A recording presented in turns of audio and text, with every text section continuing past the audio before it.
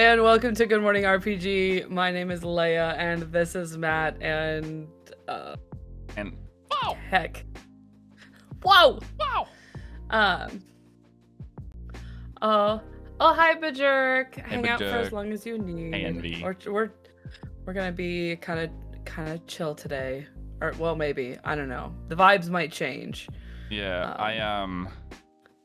I made a new chat box last week. Actually, that was part of what I was. So you know how I was saying just then. Last week I was doing like OBS stuff. I made a new chat box for multiple of the streams, which is why it's like black now, like got that black now on it, which I like less for this stream in particular.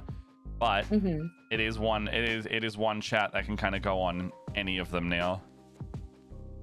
Nice. So for example, if I was to go over to like the solo window, it sits there as well. I don't love the text. I don't love the text and font right now, so I still want to change that. But in essence, it's there. I am attempting to watch our streams more often in mod mode to kind of get a leg up on just seeing Twitch in another way. Yeah, it's weird, also, right? It is very strange, but I don't hate it. It's kind of cool, actually. It's kind of cool, actually. Sorry, my voice is still a little scratchy. I got to do lots of yelling over the weekend, which is one of my... any excuse for me to yell at players is like my favoriteest kind of module. Yeah, I did some evil shit last night to my players who know stuff. One of them knows stuff about Magic the Gathering, and I was just like, yeah. So, chat is this. Over. Don't do it. Don't fall into the card crack hole. I want to buy a Yu-Gi-Oh! Space Pirate, but I haven't. Yeah, is this a cardboard game thing? Is this the TCG? Crack? Yeah. Oh. You don't need to tell me about cardboard crack layer. You don't need to tell me about no cardboard crack. You don't need to tell me about any cardboard crack that may or may not be around here. You don't need to tell me about no cardboard crack is going around here. You need to tell me about no cardboard crack that's going around here. You need to tell me about no cardboard. Check this one out though. It's actually really nice. I pulled it at the pre-release. Oh fuck, where did it go? This is me joking about It's Prince gone. Uriel model. I am unaware of who this person is. I'm sorry, I don't get the joke. This is the one I pulled at the pre-release. It's over number one. There's no price on it yet for anyone because I'm probably one of 3 people in Melbourne that have it. But it's real pretty. Ooh. It's all metallic looking and it shines real nice, and it's all got those little metal ridge lines. I'm sniffing the cardboard again. I can't say anything because I keep telling myself, oh, I told myself when I went to Winter Fantasy over the weekend that I was like, I do not need to buy any more RPGs because like I really love solo RPGs. I buy them and then I forget to play them, which I bought a 1,000-Year-Old Vampire and I love that. Like I love that RPG, but I have never sat down and actually done it. I want to. I just never have. And then I have a couple other ones. It's like more folklore-y one, and one that's I think like the librarian's assistant. Yeah. I got a bunch of those over the years, over the 2 years that I've been to Winter Fantasy before. So I thought this year I am not going. Holy crap. He fancy. I was ranting so much Spotify paused. All right. Oh, he fancy. But yeah, I told myself I'm not buying any RPGs at Winter Fantasy, having forgotten the fact that when I was going to go to PAX last year, I was going to pick up the new like redone Alien RPG, which has since released. And they were selling the Alien RPG starter pack for a very reasonable price. And I promptly bought it. However, it has a tiny xenomorph inside, and I love him. He's so that. Cute. That's very cute. Have you played it much? Like the game itself? Because Nathan ran it for us a while ago. I wanted to buy it, and I wanted to buy it and look into it because I just love the Alien franchise, like period. I'm a huge H.R. Giger fan. And when I considered buying it, I believe at Origins, the lady at the Free League booth was like, hey, by the way, we're coming out with a new version. It's going to be out at the end of the year, so you might want to wait to buy it. And I was like, good on you, sister. Thank you for telling me that information. Awesome. Because I would have been super mad if I had bought a bunch of these books. And then they promptly are the out of style. It's a great feeling. So I have this new one, and I'm actually kind of bummed that I didn't buy. There was like another like starter pack that came, like another storyline bit that you could have bought with it. I kind of wish I had bought it, but I didn't. But that's okay. I instead spent that money on alcohol. I definitely have stopped drinking as much at PAX. Actually, in general, I wasn't usually a huge drinker.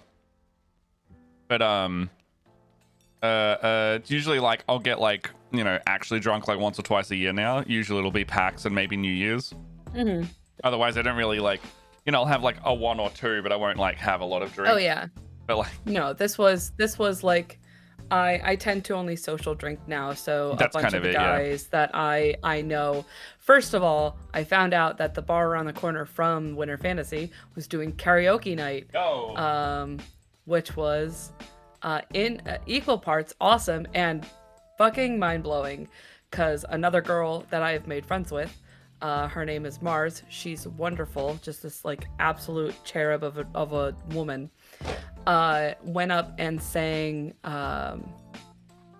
what is his name, I think Gnarls Barkley, I want to say Barkley. I think that's wrong though. His Gnarls Crazy Barkley? The song Crazy. Oh yeah. And she fucking blew the top off the bar. It was fucking awesome.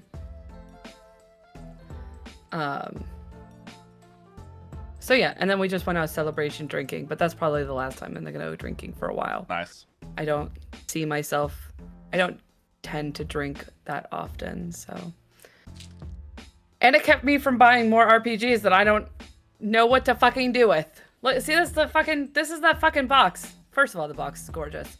And it's like right next to this bunch of Vaesen books that I never play, next to the Cosmere RPG that I never fucking play. Here's the thing. Don't look at this one. This one's empty because You're learning OBS soon. That's where all the books come out of. You are currently learning OBS, which means that I am. You may have the capability. I have the power. I don't know why this light's not turning on. So that's Leia for today. So if I sound a little scratchy still, that is why. I could. Okay. Okay. Are you ready for a side rant? I know I just gave you a little side rant. Absolutely, like... always. I'm just gonna unplug this light real quick. Yeah. You're figuring out light stuff, so I'll just entertain the masses. So here's a cool thing about working for. I work for. I'm gonna loosely put that work for. I work with a company called Baldman Games. They do a lot of. If you go to a convention that is in like the north and mostly northeastern, but like kind of there we go to all kinds of different conventions, but no, mostly they are northeastern. So if you go to a convention in the northeast, it is most likely being put on by the lovely Baldman Games. So they have decided, instead of organized the regular organized play, AL, so Adventures League, we have dropped Adventures League. We're like, no thanks, we're so over Adventures League. This is by the way, this is Leia saying this. This is not exactly what they said. There are other more intricate reasons as to why we stopped doing AL. And there are some of my biggest complaints are most of the time when you're running Adventures League, you're running them for super high tiered characters that have a bunch of bullshit stuff, and it's like, cool, I may as well not even be here. Because it doesn't matter how hard I make things, the characters are wildly overpowered, and they have a magic item for every situation I will ever throw at them. Yes, they really do. Really, in Adventures League, the way that we have combated this is there were a lot of like tier 4, which is levels 16 to 20, is a lot of, all right, the characters are in a situation and now you're just going to throw wave after wave after wave after wave of bad guys at them until time runs out and the MacGuffin goes off. So there's been a ton of that. So after this year at Gen Con, I know I spoke a little bit after Gen Con about this, but we released our beta, I guess is what they're calling it, of Legends of Greyhawk. It is like we're going back to the Living Greyhawk eras, back to low magic and a little bit harder.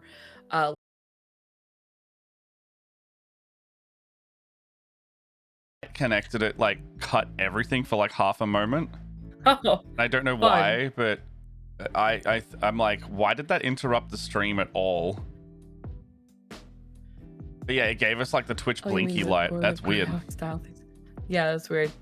Like the Gord. Okay, I'm gonna preface this by I do not know very much about Greyhawk. I know that it exists, and there are very few references to Greyhawk in some of the Faerun stuff we have seen.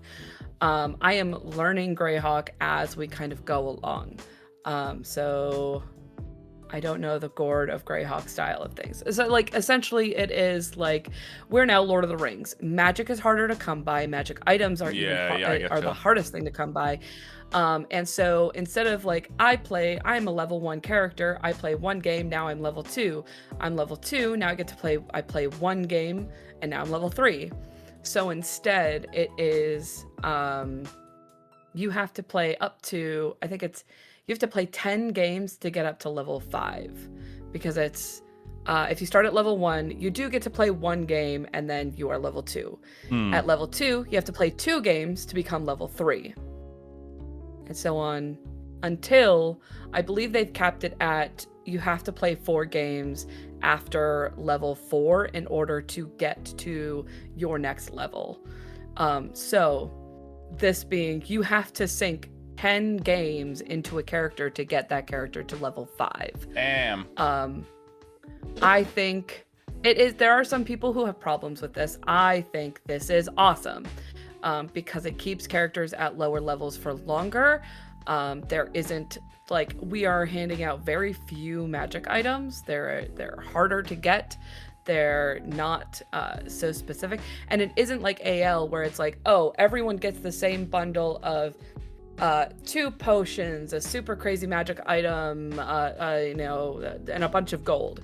It is in our Legends of Greyhawk, it's you can pick the featured item, which is the cool item you got from playing the game. You can get a bundle of gold, which is basically all of the treasure and the featured item that you would have gotten converted into gold. Or you get a third of the gold and you get to roll on a table to get a random magic item. And those magic items go from common to rare. Hello, Mohican. Hey, Mo. Doing good. Talking about Adventurers League. Well, kind of Adventurers League, but not really. It is now, we're just calling it Legends of Greyhawk. And I got to, over the weekend, I ran Castle Greyhawk, which is their like very dungeon grindy, stick players in it, and meat comes out style. I love that, which was a lot of fun.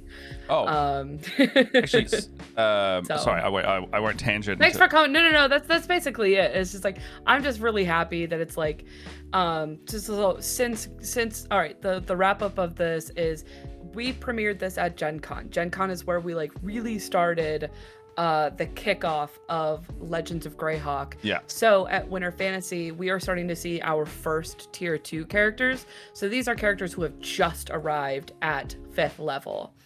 So like since then, it's people grinding up to get to that 5th level. And again, you have to have played 10 games in this character in order to get to level 5. It is extremely hard unless you actually attend every single game that ever comes out at every convention that we run. So it's very wild, but it was very fun seeing characters get up to 5th level and seeing some people with like their second attack and all kinds of cool stuff. I don't know. It was very cool. And I'm like digging the fact that I don't have to deal with like level 16 to 20, like power maxed. I'm going to cast a fireball, but transmute it into lightning and then use my channel divinity because I'm a storm sorcerer to make it max damage. Yeah. That was the most bullshit I ever had to deal with. And I was just like, I quit. Anywho, thanks for coming to TED Talk. Thanks for coming to my TED Talk. You can now talk for the next 30 minutes. No, it's so fine, dude. Mo, doing well. Actually, I pulled these out because I realized I actually have Votann that I wasn't playing. I was going to build the more generic Votann. However, Leia, I've got my car from earlier. I've really only pulled these 2 bits off the sprue because vehicles can be arduous sometimes. But I did get in some. Yeah, I did get in some minis that I have been waiting for, or I found cheap ones for on Facebook. So premium way to get, for one, commemorative series Votann Lady, Ancestor's Wrath. She's sick. Ooh. I have been wanting. Yes. I have known I've wanted this model for ages. It's not super hard to find. It's hard to find at the price I wanted to pay, which is not retail, right? So I got her for a decent price off a Facebook seller. But this person also had a number of other things, and my mate Stu also went in on it with me, so we had cheaper shipping. But the one I was really happy was this one here. You know how they got the Warhammer Plus, and you get Warhammer Plus minis? Mm-hmm. In year 2 of it, I didn't get Warhammer Plus on the second year because after my first year, I got the Assassin guy, which is super cool, like the one in the tower thing that I was painting at one point. Yeah. Super amazing model. However, I couldn't access Warhammer Plus for an entire year because it was so fucky-wucky on that release. What ended up happening was I ended up getting a full refund for that, so I ended up with that first year for free in the way that they gave me the value of the subscription back in a store credit. And that's how I bought my Death Corps of Krieg and Orc Commando Kill Team starter set. Yeah. Year 2 I missed out. This is probably one of my favorite minis. It's actually now it is my second favorite mini as of this year. It's based on an old piece of Warhammer art where you've got this Kassakan model. What's it called? Unbroken art. Warhammer. I should always put in Warhammer. Google doesn't know what I want. So this model, it's like it is just a regular Kassakan model. However, it's based on this like super iconic piece of Imperial Guard art from like way back in like 3rd edition, I want to say. Let me try to find it real quick. But I was really happy because the box is broken here. He had it for, so I was like, oh, how much is that? He had it for like, I think 60 Australian. And I was like, look, for a you know, under $80, under $100 for one of these is, you know, the Warhammer subscription's about $80 to $90 a year. So effectively, the mini is worth $80 to $90. This guy had it for 60, and I went, that's a pretty good deal. And he had 2, and I was like, I'll grab one of those. And he's like, oh, I've got one that's got a bit of a broken box. I can do that for like $55 or $50 if you want it, or like $55 with shipping. And I was like, oh, can you just check the sprue? Like, yeah, sure. Brings it out. Sprue's completely fine. I go, so I can get this for basically half of what I think it's worth. All right, sweet, I'll get that. Got that with the Votan guy, and I was super happy about it. Nice. And then, randomly, didn't think this would... Oh, here's the art.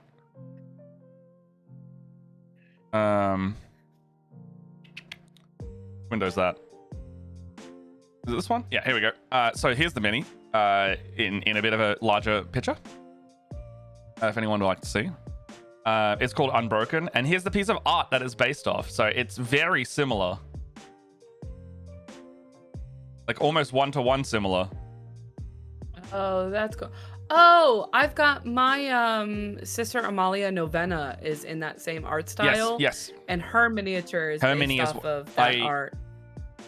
100%, yeah. So I'm picking up. Warhammer is doing that with some of their older, so with some of their like exclusive or commemorative models, you will see that they are getting the classic piece of art and redoing it.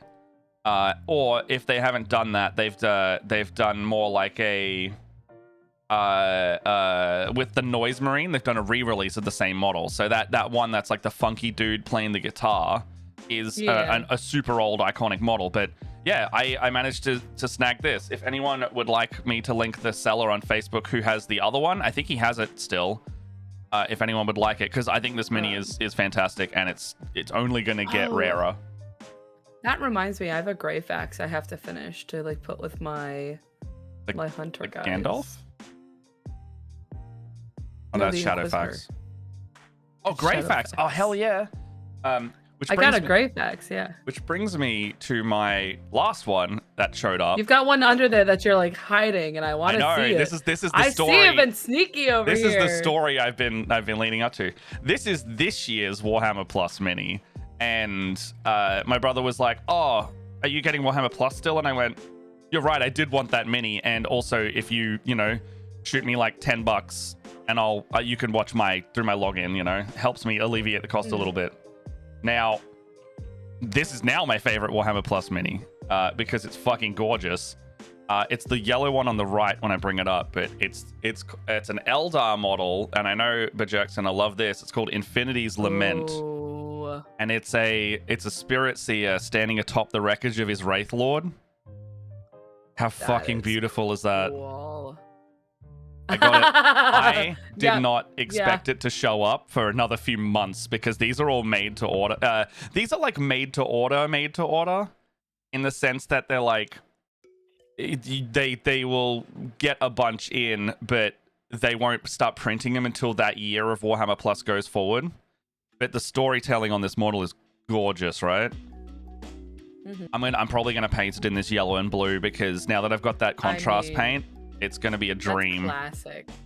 Yeah, this is a really classic Eldar color scheme. I don't like the red and yellow that they're actually doing at the moment. I much prefer there's actually my favorite color scheme for Eldar was the white and green Bale tan. So they're mostly white and they have like green helmets and accents, and I really dig it. But this is probably my next favorite. I can't remember what scheme this one's called. Maybe Sam Hain, I think, is the... Sam Hain is maybe the red one.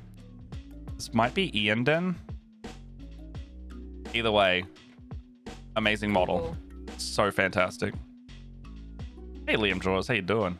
Yeah, it's Wolverine themed. Hello. But it's yes, Wolverine themed. This one's available all year until like October. So if you do want to snag it and get yourself Warhammer Plus, we're not sponsored. Boy howdy, do I wish we were. This one just comes with the subscription. So basically you're paying for a year of the access all in one hit. But I treat it as I'm buying a really nice mini and then I get free content on top of it. According to this, it's Ianden. Ianden. Yeah, okay. Ianden. Yeah.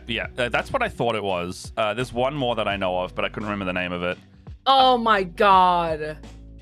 I just got it. What? I'm not impressed, Warhammer. What'd they do? I'm not seeing it. Okay. I know it is the Eldar Ianden. I know you wouldn't get this, but it's because I'm a witch. Oh yeah, Eldar are super they're space witches. Sam Hain? You said that and I was like, you mean like Samhain? No, No, it's Sam Hain. Sam Hain. It's called Sam Hain in this. Yeah. So are they all like themed after are the names all themed after that? Beltan? Yeah, Beltan. Yeah. Beltane? God. See, I don't know any of this lore, so like I'm sitting here going like, it's my Eldar factions craft worlds. Yeah, Beltan, Sam Hain. I quit. And I quit. I'm gonna play. You should play Eldar by the sound of it. I Sloth Nobi, space witches with pointy ears that are slowly dwindling in population. Yeah. Oh my god. Specifically, that's them. This is why I wanna play a Star Wars RPG, and I wanna be a fucking Night Witch. Isn't there a new Star Wars, like a major new Star Wars game? Like, are they? They're redoing Knights of the Old Republic, aren't they?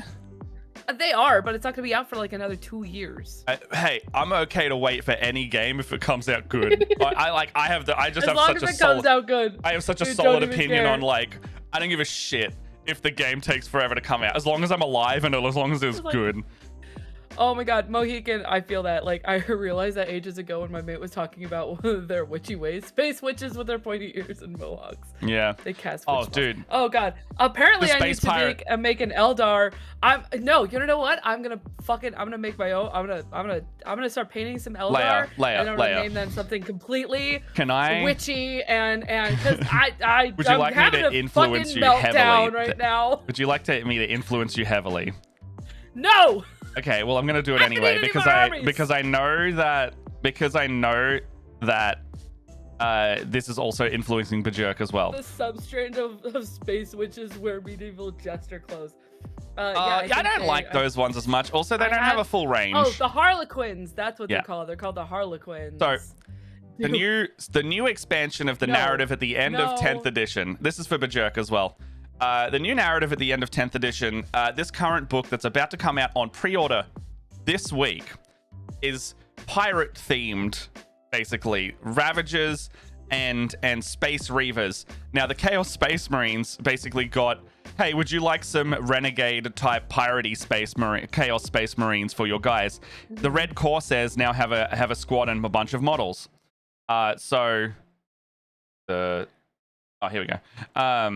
Basically, the Chaos Marines that have snubbed the Dark Gods. They don't use demons or anything. Where the fuck is this? Where's that pre-order thing? Since you have been in the ads, this is Matt attempting to persuade me to build an Eldar army. I'm not convincing. I think you're going to fall down the hole yourself. No, I am not. I will not do that thing. I will not. Do you see all these sisters that haven't been finished? And there's also Krieg that are still in the box. Well, they're not your army. Let me help. Okay, so Maelstrom Book is the latest narrative expansion. It covers the piratey themed stuff. Now, Huron Blackheart of the Chaos Marines leads these guys. Also, motherfucker, how did Chaos get Tau auxiliaries before Tau get their next auxiliaries? Look at this fucking crocodile motherfucker. Look at this guy. I want that. I don't want to pay $160 for 6 models. I want this crocodile. It's got crude tech on it with the symbols and everything. I want that. Give me that. You can't play it anymore if you take him out of the squad, but I want him. Let's be honest. If you were gonna step on those ladies, you would have. Yeah. Okay. So Red Corsairs, whatever. Who cares? Now the Eldar. So Prince Uriel that Bajirk linked. No. Eldar also got their full sub-faction of space pirates released. So now we have Prince Uriel leading the band of Corsairs, which are jetpack pirates, mixed with the pre-existing Void Scar Corsairs, and they also re-released the Viper, which is an iconic 25-year-old kit. So now Eldar have a full space pirate faction, not related to like Sam Hain and stuff, but they are the I don't want to deal with the craft world bullshit, but I'm still a space witch dwindling in population. I'm going to do my own thing. Now, how is that for you? Yerk, I like that lady real bad. I like it. I like that lady. Fuck! So that's just one of the... That's not even a hero character. That's a basic lad. And the one above it, Uriel, is the leader. Would you like to see other Eldar models? No, I want to build this actually giant robot. Sorry, I do have one more to show you, and it's the other character that comes in a box. It's called a Void Dreamer. Oh no, I love that. Yeah, they're a named character and everything. They're really pretty. No. And also they're based on old Eldar art. Let me find it real quick. I'm never gonna financially recover from this show. Don't worry, I just bought Riftbound. That's true. I could be in that basket. Don't do it. I'm not. I have gone to 3 pre-releases so far, and I will be going to 1 more tomorrow. So I have a booster box worth of pre-releases in boosters, which is amazing. I have Alex has already Alex has already bought his Lorwyn Eclipse set thus far. So all right, here's a bunch of Eldar that I have from way back when. Like it. My hair doesn't want to behave. I'm just like, oh my god. And I don't need this. I don't need this. So here's the thing. Eldar are my brother's favorite faction. So I have Spider-Woman? I have. Oh yeah, I have her. She's back here. She's back here. I loved her model. I just wanted to paint her. Her name is Lycus, and she's from the Warp Spider. And here's the thing, Leia, the best part about Eldar is they're not uniform color schemes, because they have these guys called Aspect Warriors and Corsairs, and they all follow their different path of warriors. So here is Fugan. He's their leader of the Fire Dragons, and he's basically a melter tank boy. And here's a nice Fire Dragon from 3rd edition Eldar that I painted recent-ish, like last year. How beautiful he is. Pretty nice, right? You gotta like my little Fire Dragon. You like him? Love you paint real good. Yeah, he was real easy. He was mostly contrast. He was mostly contrast paint and edge highlighting, and I got such a crisp booty out of it. Such a good booty. And then here's a striking Scorpion, which recently also got a re-release, but this is an old metal model. But they're all green and gold. The Space Witches get crab claws. Oh my god! All right, where's another one? Here is... actually, here's another pseudo advertisement to convince people to get Warhammer Plus. They have a masterclass series on there, so it's called... it's like Painting Masters or something. I have paid for Warhammer Plus mostly for those, and they're really good. They actually tell you how to do like the Eldar Spirit gems and stuff. And this one I was watching while I was watching how to do Eldari camo. These are their rangers, so they're like, you know, if Aragorn or the Lord of the Rings elves became like sci-fi rangers. Check that guy out. I did all the camo. You won't have to spend any of your money to afford an Eldari army because you just have to trade a kidney and a small loan for them instead. Yeah. I really... So no, I have adult money, and that's the problem. If I didn't have the oppositional defiance of not choosing the same thing my brother chose, instead of Tau, it actually would have been Eldar. Like, I'm not even kidding. I love Eldar quite a lot, and I simply didn't collect them because I was already in on Tau. That's it. That's the only reason. So when they re-release like 30-year-old models from the Eldar, I got a couple because I was like, they're so beautiful. I haven't painted most of them, but obviously like the ones I have painted, I went, you know, I didn't just do the quick job. I went all in on for about 5-6 hours per model. Actually, this one took probably about 10 because I was learning how to do, like I was learning and fighting myself on how to do the camo effectively, but I'm really happy with how that... Oh, this is a Bale 10 mini because he's got the white armor. There you go. Anyway, have fun with that.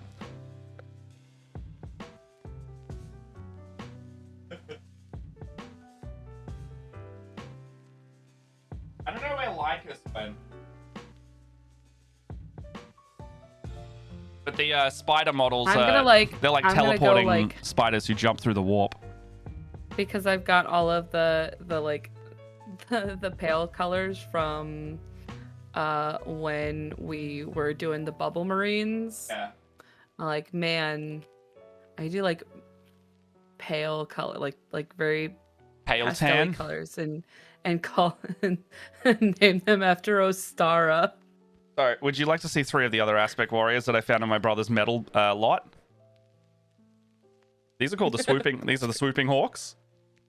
So they are the non-pirate jump packs. They have like wingies, little tech wingies. Mm-hmm. You have the Dark Reapers, which they're just the heavy weapons guys with missile launchers. I haven't finished all of these obviously, but I have blocked their base colors out, so there will just be a detailed version of these. And then I think you'll like these ones the best. They're called Howling Banshees. The reason why they're called Howling Banshees is they have masks that they wear, and as they sprint, like when I say sprint, I mean like full fucking tilt sprint into enemies, they jump on them, and their Banshee masks also count as a weapon, as like a shock troop thing, and they concussively deafen and hurt their brains. So this is one of them. Now, it should be stated, Leia. You know how you got Prince Uriel? You know how I just showed you Fugan? Every one of the aspect warriors, and I have most of them, not all of them, has a named character. And each one is now updated from 20 years ago. So you have Jane Zar of the Banshees. You have Morgan Ra, who literally looks like a fucking Eldar Reaper. Has a big scythe and a death cloak looking thing. You have Bahareth, which if you recognize some of these names, Bahareth blue, Fugan orange. Lycus is the newest one.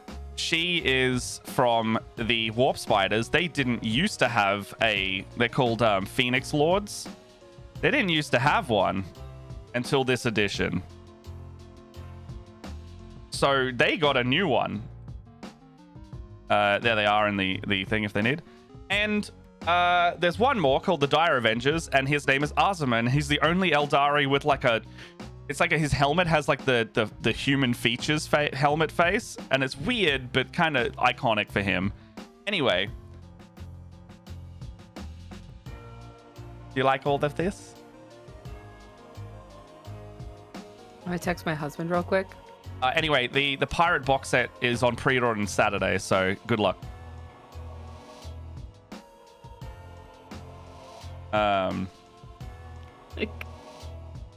Please do not let me buy another army. I'll message him separately saying absolutely let Leia do it. Also, I owe you a little bit of a Christmas present that I forgot to buy and send, so I'll pitch in for it if you want a little bit towards it. No, that sounds like a horrible idea. Well, Jess also said she was as well, and then I'm silly and forgot. But I feel bad, so I will be happy to do a little bit of it. Like, not a crazy amount, just a little bit. Readers and Reavers and Raiders. I'm gonna build this giant robot lady now. I'm having an existential Eldari crisis. Honestly, if anything, if you don't want to go all in on the pirates, the combat patrol gives you a decent amount now of like Wraithguard, Avengers, and the Spider Lady. You get 5 or 10 of her troops, the Warp Spiders, with like the Warp Jumpers. It's a pretty good box, which will be cheaper than this one. Except that new box has like 80% brand new models instead of the older one, which doesn't. I will have to look at boxes. Yeah. Where's that Void Dreamer I didn't get to show you? Here it is. I know. A Void Dreamer, that sounds so freaking cool. Yeah, they've got kind of like, it's almost like I don't know how to describe it. The helmet's sick as hell. Sorry, I keep my thing fucks up a lot. Here we go. Here's the Void Dreamer. They're all good. Oh. Also, they're adding a new detachment for this in this expansion for the Corsairs. Gives all the Eldari units advance and charge. Before you buy any properly, you want to play some on Tabletop Sim? Yeah, I thought so. I need to play Votann as well, that's why. The dual function is working. That's a good idea. Yeah, but for real, they're fucking sick, right? They're kind of cool looking, yeah. Yeah. I can't get a new army right now. Also partly because the Defiler got a almost a 25-30 year model update like on Monday, and it can go in the Emperor's Children army, and I'm having problems. But I probably won't get that for a while because that's going to be an expensive demon engine, as you can see on screen now. Holy shit. Yes, it's a spider tank minotaur thing. It's a spider tank. So it's that's horrifying. It's like a walker demon tank, but they've updated it. It's a lot more curvy now, almost Imperial Knight-esque. But it basically scuttles around on like 4 legs, but then it has 2 more extra legs, which just end in massive like metal crab claws. And so it runs into infantry and just shreds them. But then it goes to like an upper torso part of its body, and that either has like a massive like claw flail thing, or it can be like a heavy weapons platform on top of being a little crab shredder. God. Very iconic model. It's very, very different to the old. So the old one was largely considered one of the ugliest models in Warhammer, but it kind of had its own charm as well. And it looked like this. I have to fuck with my light real quick. Way back when, in the days of no bases vehicles, chunky and boxy. Also, if you didn't have both of the crab claw hands sitting on the ground, it would fall over frontways because it just didn't work otherwise. But compare that to the glow up, honestly. The model he just showed you with the bug eyes is a gender-neutral Karseth. Oh, I didn't know that. They them pronouns. Oh, that's cool. Karseth is. Why? But jerk, you're being a real jerk. Yeah. The Xenos factions in Warhammer. We get all of the diversity in our archetypes. Because, like, I mean, there is a part of me that's like, I want to get a different kind of army because I have a human army. I've got I've got my Imperial. You got Imperiums. Army. Xenos are fun as well. They're so different. Yeah. I've got an Imperium army. I can't remember. I will. Apologies if I fuck up the lore or whatever. Yes. That's why I said or whatever. I really love those ghosty boys. I don't know what their faction is called. Ghosty boys. Like the ones that look like ghosts. They've got like there's no mass. They look like just flowing pieces of in 40k or Sigmar. I don't know if it's 40k or Sigmar. Are they like blue and black and have like skeleton faces, or are they like metal robots like Necrons? Definitely not Necrons. Probably closer to ghosts. That might be Sigmar. They like the Night Haunt. Let me find some.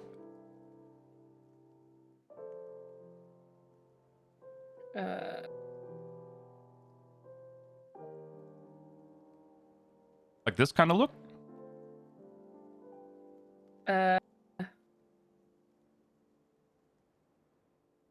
Where am I looking? I just it took me a while to bring it up.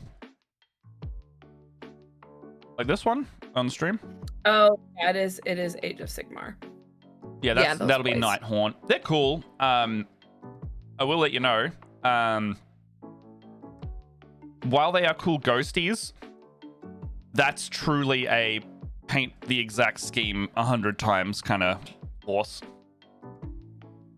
Because they're quite a large numbers army as well, so you're going to be similar to Tyranids, Orcs, and to a lesser extent Imperial Guard.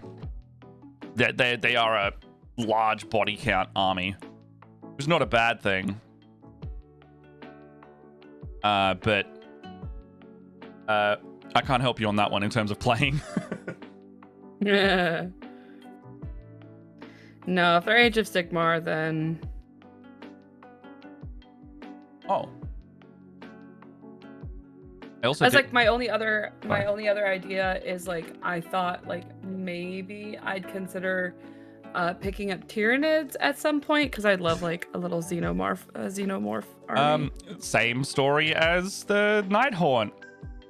Well, yes, but I feel like you have a little bit more, whereas like the Nighthaunt has like a lot of smooth textures. I feel like you could get away with something that's like, oh, the Tyranids are kind of like, they're kind of buggy dudes, so they like slightly have some slight variations in their patterning. What the cool thing with Tyranids is because and with any kind of organic model painting, you can be inaccurate because that's how nature is, and you can do blending where you wouldn't normally. And you know, if something's got a particular mutation, because Tyranids, they don't have tech, they just grow everything out of them. So like they have their bio gun, and you can suddenly have a bio gun that looks different to the others because you've got it's evolved a new version of it. Oh, also, in terms of playing the game, something actually that I thought was really cool, and I haven't tried because it's obviously not out. There's like now rules for like custom characters, so they're kind of bringing back kit bashing a little bit and encouraging it, because you have like basically a template of a model, and you can be like, all right, I'm going to give this, you know, there's almost like a little skill tree point of upgrades for the character. And so they just had a Warhammer community article promoting it, and people are like making custom kit bashes again and going like, this guy's got this stat block, but then I've spent a couple more points to make it this. And I thought it was a really neat idea, because it means that like, so here's like a Tau one. It's like must be like a Pathfinder commander. So he's like converted it, so he's like standing on a rock, radioing in or something like that. And I was like, it's just neat seeing like some more unique stuff. Where's a really nice one I saw? Oh yeah, these guys, like someone's got like a Necron Lord on a different vehicle to normal. There's like a tech marine in like Phobos armor, which you don't see. It's like a tank commander and a sentinel. And yeah, you can like name them custom, but you can give them like abilities that suit the look of them. I thought it was really rad, because they really steered away from that for a long time.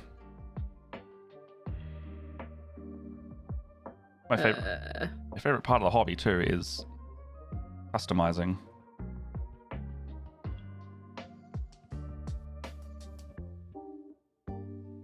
But yes.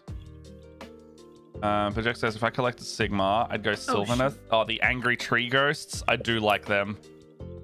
Yes, they have a character who's an extra angry tree lady who spits bees at you. I do like her. Oh my god, I love that. Yeah, they're basically the you know, they're ghosts mixed with elves. Just like spirit, they're spirit tree revenants, nymphs and sprites, but in the realm of we're gonna kill you instead. But yeah, I definitely feel the need to I mean, I don't know about feel the need, but like, you need change. I know Alex would like to play at home more often. And I need to reach out to him. Oh, sorry, go on. Oh shit, hold on, I'm having a panic attack. Give me a sec. Okay. Sorry, I saw a bit and I was like, why does it look like that I snapped through this sprue where I should not have? It's just like, it's one sprue that kind of forked and it screwed my eyes up. And it feels a little weird playing sisters against Astra Militarum.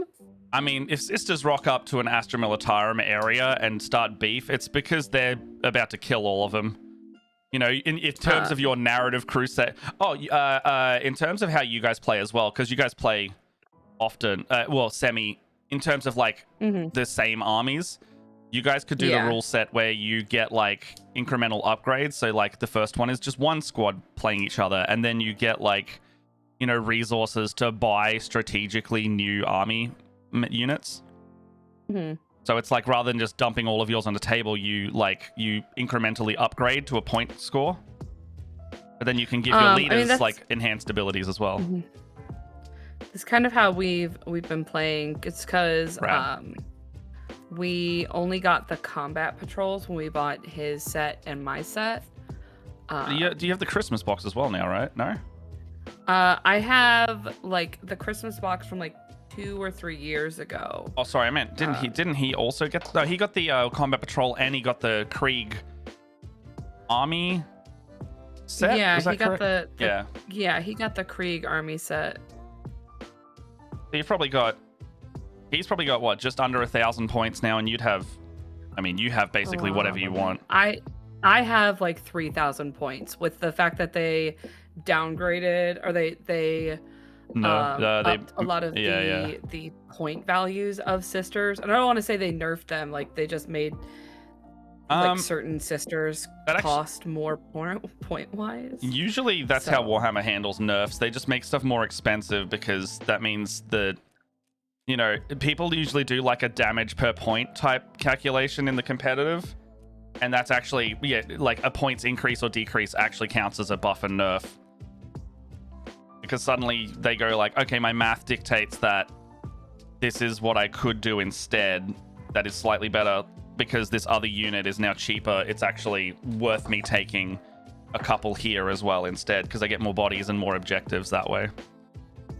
Mm-hmm. So it is interesting how they do it, but I know what you mean. My Tau, I think, just went up a little bit because they were doing decently and they went, let's bring these back in line.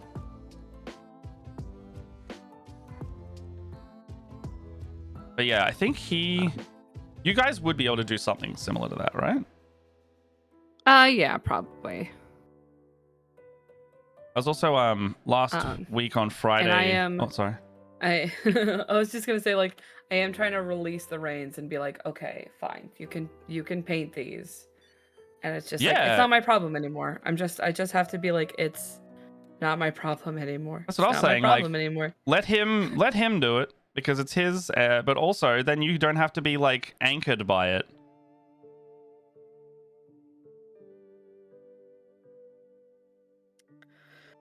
Ugh. They're not yours. They're not mine. It's not my problem.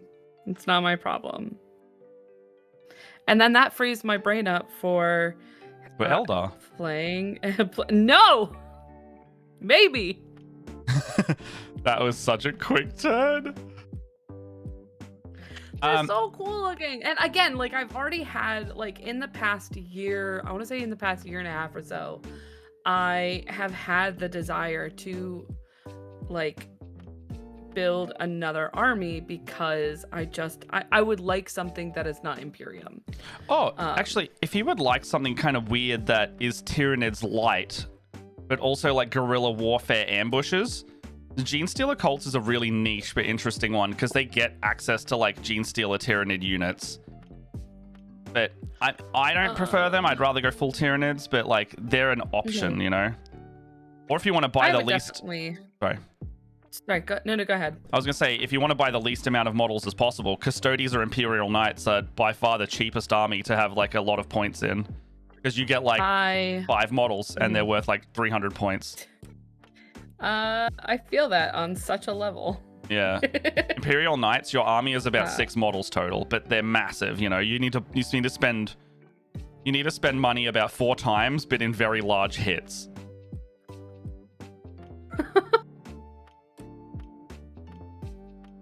I'm sorry, there's suddenly cheese in my face.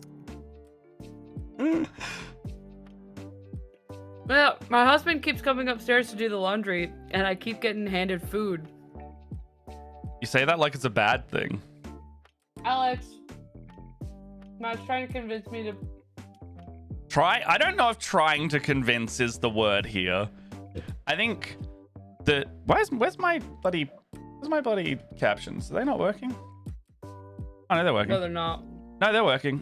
I guess. Matt's trying to convince me. I don't know if I'm trying. I don't even get. You're trying pretty hard. I was actually talking to Huh? Finish the statement. Matt's I'm sorry. He keeps talking in my ear. Matt, shut up. Which one? You, the only one in the room. Matt's trying to convince me to get Aldari. No. You heretic. I want don't you when we play don't you want to play against somebody that's not Imperial Guard? Imperial Guard. Okay, don't you want to play against somebody who's not Imperial? Think about it. If I got some like show them the witches. Them, like little xenomorphs. Show them the witches. He really wants me to because Eldari are like witches. Look at where's my mouse? Okay, yeah, you know what Eldari are. I know what Eldari are. But did you tell him, I mean, I know you haven't, but did you tell him he's walked away about the faction names? No, I will probably have that rant later. And finish building this. I'm taking Matt's stance on this finally. All of the stuff that's yours is now yours. Take it. I'm not painting it. I'm not building it. Okay. Here, Hope. The only reason why this stuff is here is because I full well know that Leia was preventing this decision as well. I wasn't allowed to do it. Get stuff out of my stuff. I knew it.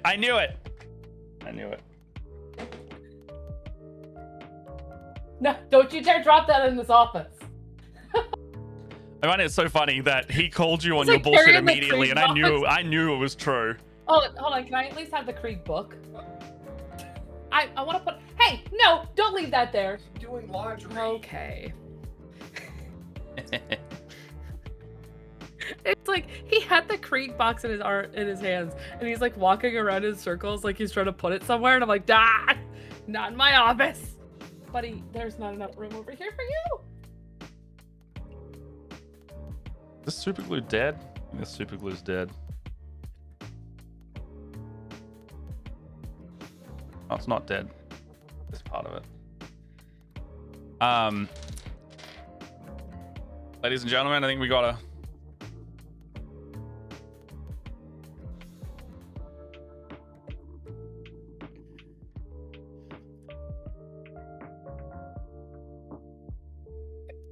Oh. Still in there. Here's the custom green I made for you. And chat. I want to make this very clear. Now you're talking to chat. Make it very clear.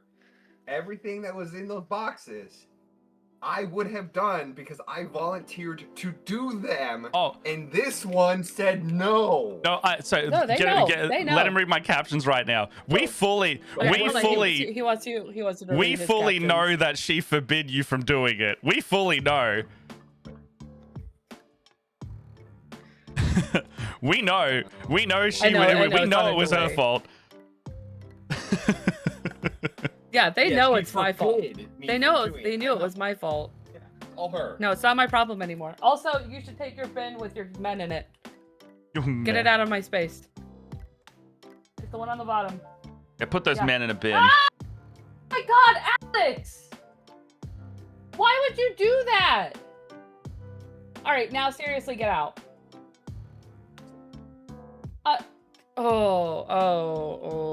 Cross the line. It stopped being a bit. It stopped being a bit. That's fair. But hey, you're free now. Cause my sister's bin was stacked on top of his. Oh, it fell off. Imperial Guard, and I had some stuff stacked up on top of the sister's bin, and he tipped the sister's bin sideways to dump everything out on the floor. That's crimes. Instead of just like picking it up and setting it next to... There's any consolidation. My wife doesn't let me do things either. I think you don't want to... hold on. Is this a... they don't let me do things? Or is this a... I agreed, and I know I shouldn't, but you can shift blame? What version of this is that? I was thinking you're asking Bajur. Yeah. No. Yeah. It's not that I don't let him do stuff. It's no. This is what Bajek said. No. And I'm saying though, it's like it's not that like I didn't. In my defense, it's not that I didn't want him to do it. Oh, my wife doesn't like how I fold her clothes. I don't let my husband fold my clothes. My clothes are my responsibility. So I take the clothes down, but I'm not allowed to fold Jess's clothes because she doesn't want them folded. But my natural state of taking clothes down is to fold them so I can carry them easier. So I get in trouble because they don't go in the storage or the cupboard or whatever she hangs them in folded. That's why. So I just put everything in a little pile.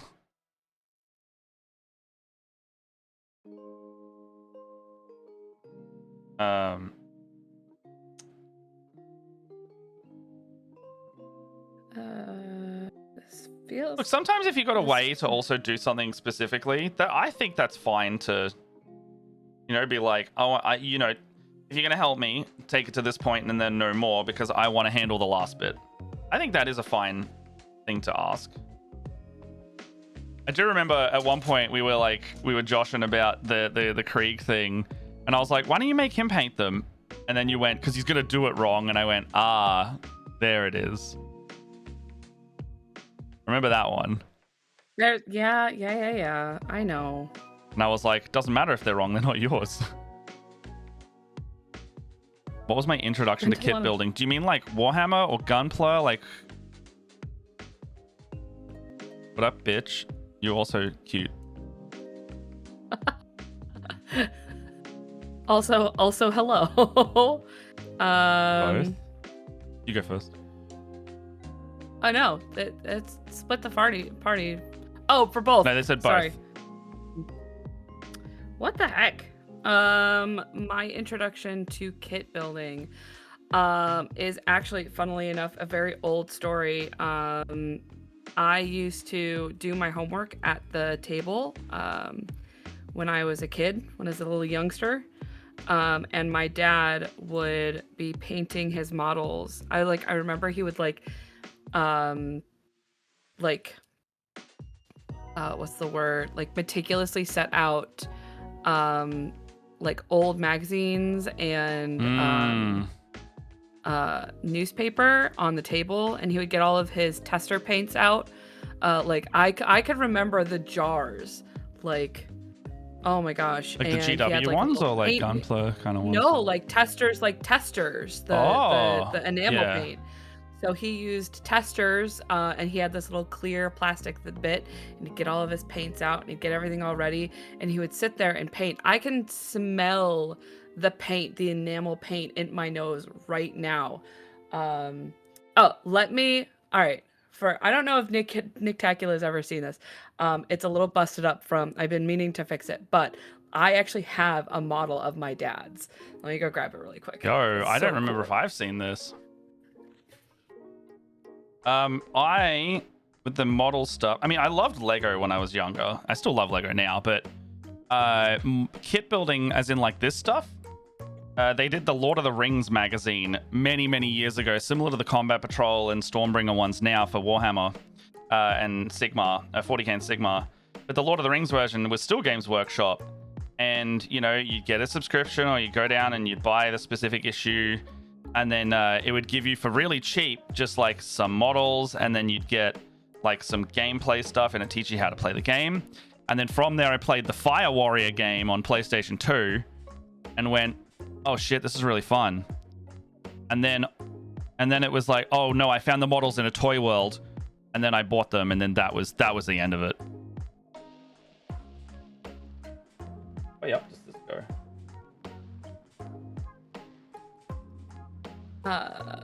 Well, I think that's on there forever. It doesn't matter if it's upside down or not. I think my girlfriend is watching. Huh? I think my girlfriend is watching. What do you mean? You gotta act cool. Do you have to act cool and normal now? I just got to act cool and normal.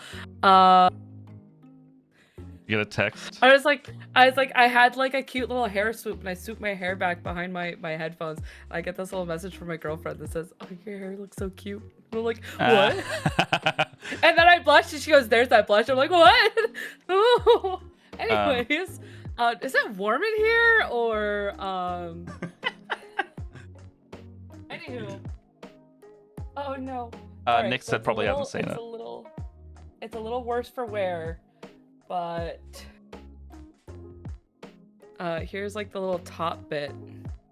Oh, I have seen this. It's rad. Yeah. So there's like this cool my dad put on here. The little story for this is how many X-Wing this guy has taken out, and he's been part of both Death Star missions. I remember watching my dad paint this. He put painter's tape on like here and here to like make these cool lines, and then I watched him like meticulously sand the paint away to make it look like it was all damaged. All of this like super cool like weathering that he did to make the burners look like they are actually like fired. This used to, this and a Millennium Falcon used to hang over where our Christmas tree was, so our ceilings were low enough we couldn't have a Christmas tree angel, so we always had a Christmas tree Millennium Falcon. I love that. It hovered right above. This was the coolest. I still remember watching my dad build this model, and obviously it's missing some pieces, unfortunately. But that is just the test of time. This thing is probably 20 plus years old. Because I remember being in elementary school and watching my dad put this together. Such a nice model memory as well. It's so cool. It's the coolest thing. And then just like telling my dad and being like, you know you started this, right? So like, here, let me show you. Like all the cool like belly. Oh, here's where it landed, and it's got like some dirt all over the place. It's just the coolest shit. I remember when I remember being home for the summer, and my dad was working on the Millennium Falcon, and it was almost done, and my dad took it into our we had one of those basements that had like dirt floors. And I remember him taking the Millennium Falcon. This thing is huge, like absolutely massive. And he took it down into our basement, and him and his buddy were throwing rocks at it.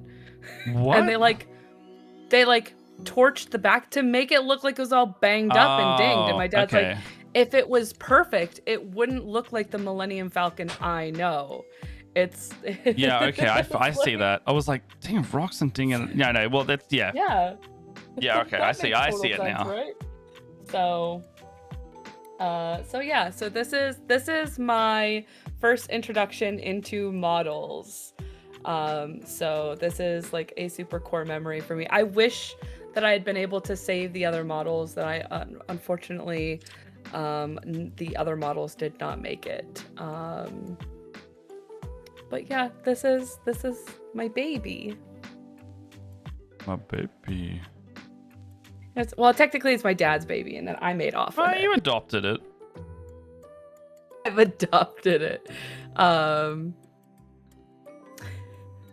So yeah. So that's me. But yeah. I don't know what else. I mean, like mine was literally just like the slow kind of finding out about each different one from the magazine all the way through. I think I was literally taking some like small amounts of Lord of the Rings and or Warhammer into school while I was still in primary school. We'd go play in the library.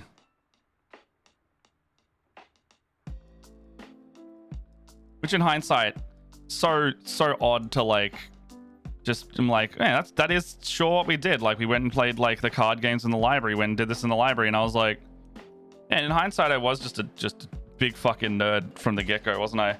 Mind you, Stilla also did a lot of sports stuff because that's just, I guess, the rural town dichotomy.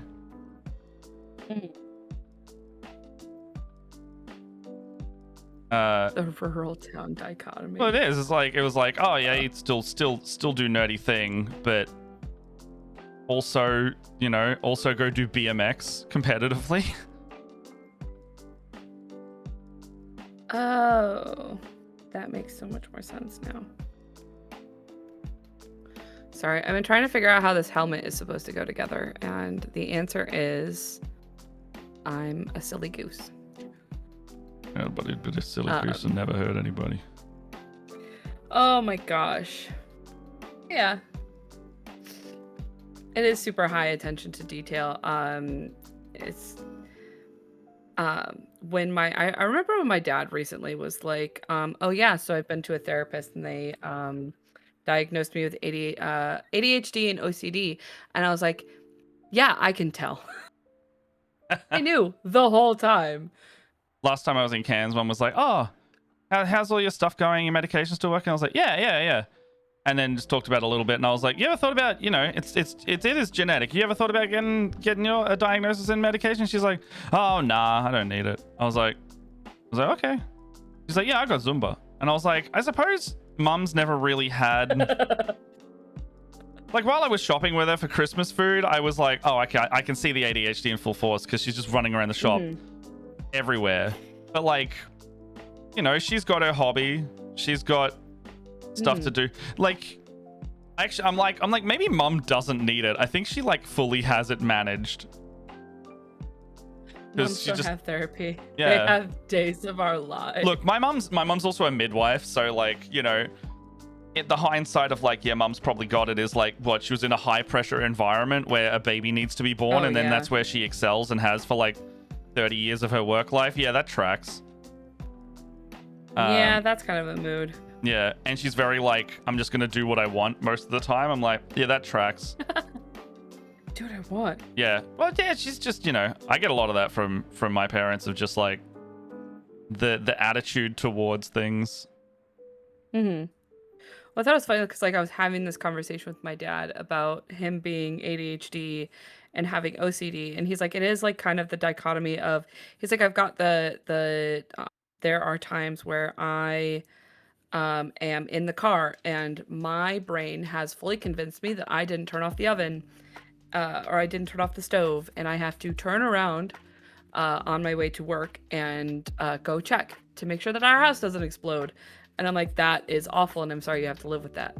And then he's like, and then I have the other one where I get obsessive about details until I absolutely get them right.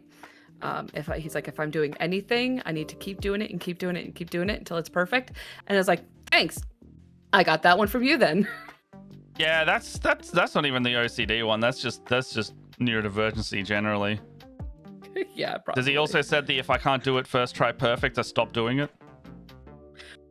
No, actually my dad doesn't have that. My dad is very much, it's okay to fail. Well, you gotta outgrow that one. Yeah, my dad's very, have a good one, Bajirk. Thanks for hanging out with us. No worries, Bajirk. See you later. But like that kind of goes along with, so like I know I've mentioned that my dad plays guitar a couple of times. Yeah. And he does get kind of frustrated when like he doesn't get something, but he's like, I can acknowledge when I am like, okay, I need to put this down and go do something else or work on something else, while my brain tries to figure out what I'm supposed to do. Yeah.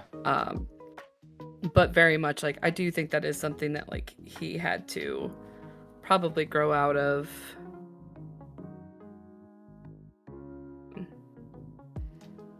Yeah, no, that's so fair. Okay, on that one. But yeah. I got the old like, any task is massive, so I don't start them easily. Hey, I'm just glad I didn't get the busybody. Oh, as in like you always have to be busy or you feel guilty? You always have to be doing something. I mean, I do have that like that guilt, but that's trauma. I got that one. I got the keep moving or you're wasting your time. Oh, fuck. Oh yeah. Why are you so tired? Why don't you relax? Off. Because I don't know. I can't.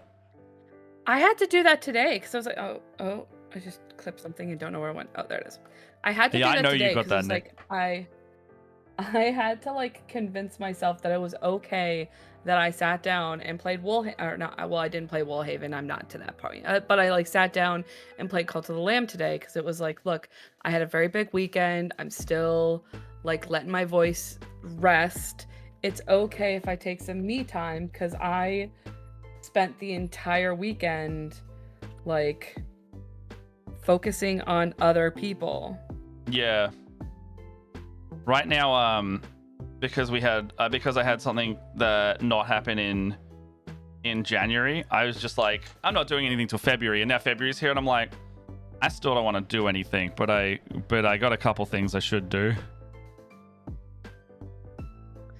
Maddie is like that. If it took her years to get used to that one day every 2 weeks to just waste the day. Yeah, I need to like let myself have a rot day, like full rot. Yeah. I think I need to like give myself one of those where it's like truly just like just do whatever I feel like doing, but don't do work. Mm-hmm.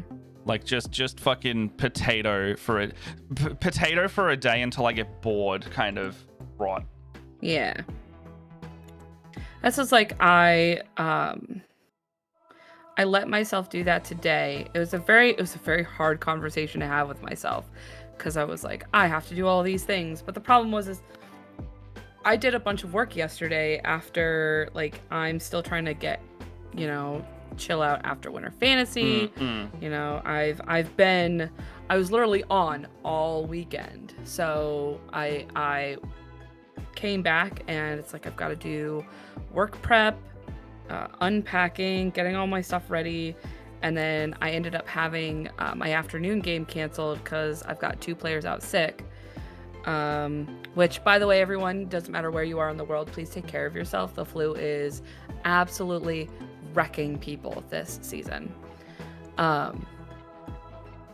So I did work and then didn't have anything else to do for the rest of the day because my game got canceled. And today I was like, oh, there's a bunch of stuff I should do to get ready for game for next week. I wasn't completely ready. Like I didn't do anything. And I was like, no. All we're doing is streaming and we're just going to have a chill stream with Matt today. And it's okay to just chill out and just play Cult of the Lamb. Do it. Make a cult. We're stuck on the last boss in Woolhaven. Very hard. I had to completely start over because it was like I hadn't played since. So here's the thing: so I played it through the first time when Cult of the Lamb came out the first time. Yeah. And I loved it. It's great. It's so good. And then I didn't play it again. Like I started a game every time there were like, oh, there's new stuff. Oh, we released started a new one each DLC. Time.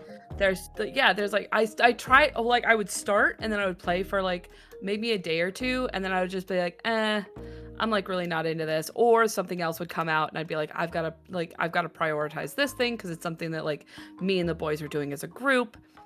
And finally it's like, okay, Woolhaven is out. There's nothing else going on right now. I needed something to play on my Switch on the way to Winter Fantasy because it is a 9-hour drive that ends up taking 12 hours because of just stops and stuff. Yeah. So it's like I needed something to do, and I finally restarted Woolhaven, and I started Cult of the Lamb, and it's freaking awesome. So have you got to? Because do you need to finish the base game to get to Woolhaven? Yes, because so when you first make your game, like I think you have to get through like if I can remember correctly, because I started over twice. You have to do the bishops again from memory. You have to do all the bishops. Well, you have to make sure you do the bishops. So starting the game over, like halfway through the Darkwood, you get the Yengana. I can't remember how her name is spelled. Ginga. You get the Ginga statue in your base. Yeah. And then you have to give her 5 mushrooms. You have to get her 5 from everything, yeah. You have to get her 5 of everything. And like you do that kind of over and over and over again as you like replay through the game. So I am currently, I'm like working on that. Yeah, yeah. Yes, because because we had finished the game, so we just went over to the statue and went, oh, we can just do all of this now. Yeah. It's just because I had finished the game so long ago that it was like I hadn't replayed it since like the Sin stuff was added. Oh, the Sin stuff is really fun. I only had played a little bit since the relics got put in there. So it was like I was still figuring out how like the relics are supposed to work. So the wild I'm just thing kind of going through. No, go ahead. So the wild thing for me is I hadn't played Cult of the Lamb, so my experience was with all of that included for the first time, for my first ever run. So it was like I was playing with Sin and the curse, the relics and the this and that. So like my first-hand experience was like, okay, now we have the Sin tent and now we can do cannibalism, we can do like all of that stuff we can just do off the bat. I haven't gotten to the Sin tent stuff or anything like that. The Sin content's really fun. I don't know when you unlock it. I think it just comes as part of the... Actually, don't know if there's like a progression thing, but like we could unlock it before we finished the base game. Like the only thing that I have found that was not original to the game when I first played it, as far as like stuff you can build in your base, is I've opened the 3 follower tents. Yeah, that was good stuff. Is that new? Is that a new thing? That is a new thing, yeah. Ah, yeah. I thought that was before there was no choice. Like you had to use the houses that gather. I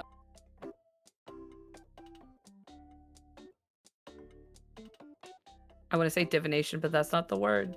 Loyalty or devotion. Devotion.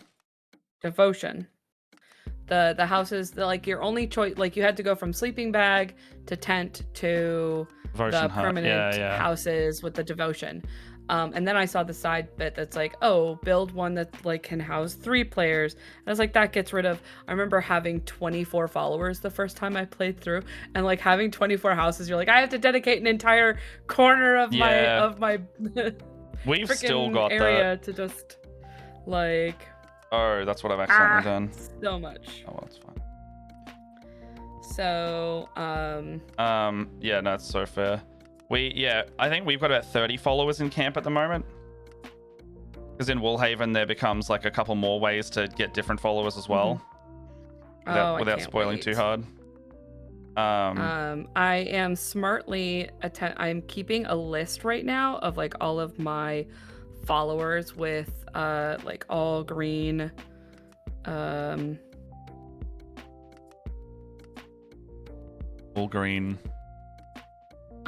green traits. Sorry, I was reading a direction and I was like, why is this so hard to get in here? Oh yes, have you seen something with the Sins, the Woolhaven stuff? No. Okay. I'm just keeping a list because I tend to like to keep those people alive. Okay, would you like a minor spoiler that'll help you out with that? Okay, so just keep on keeping on. You don't have to worry. I don't really want a spoiler, but like... I'll just let you know you don't have to worry too hard about that. So like if you're spending a lot of time and resources... I'm not really spending a lot of resources. It's really just like, oh, if I get a follower that has all greens, I like put them on a list to make sure that like, okay, if this person dies, that I know that like they're a priority for resurrection.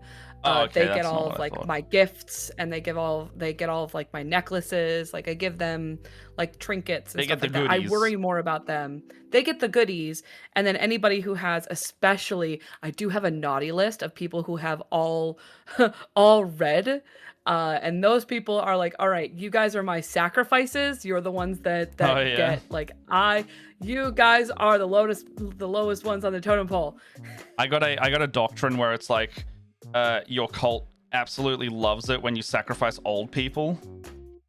Whenever someone gets old, it's like, hey, old timer, you want to go pray for a bit? And everyone's like, wee, wee, wee, wee, wee. And then they just ascend up into the air, and it generates so much devotion. And then you just see meat fall out of the sky, and then it's like, oh, everyone loved when they died. Is that no, that's not the ascending one. It's ascend, yeah. Oh, it's the ascending. I do like the ascend one because it's like very cute. Oh man, I don't have the resources to build another house, but I have a follower that I want to bring into my cult. Let's just quick ascend this old person real quick so I can reuse their house. Yeah, pretty much. Or my partner was watching me play today because like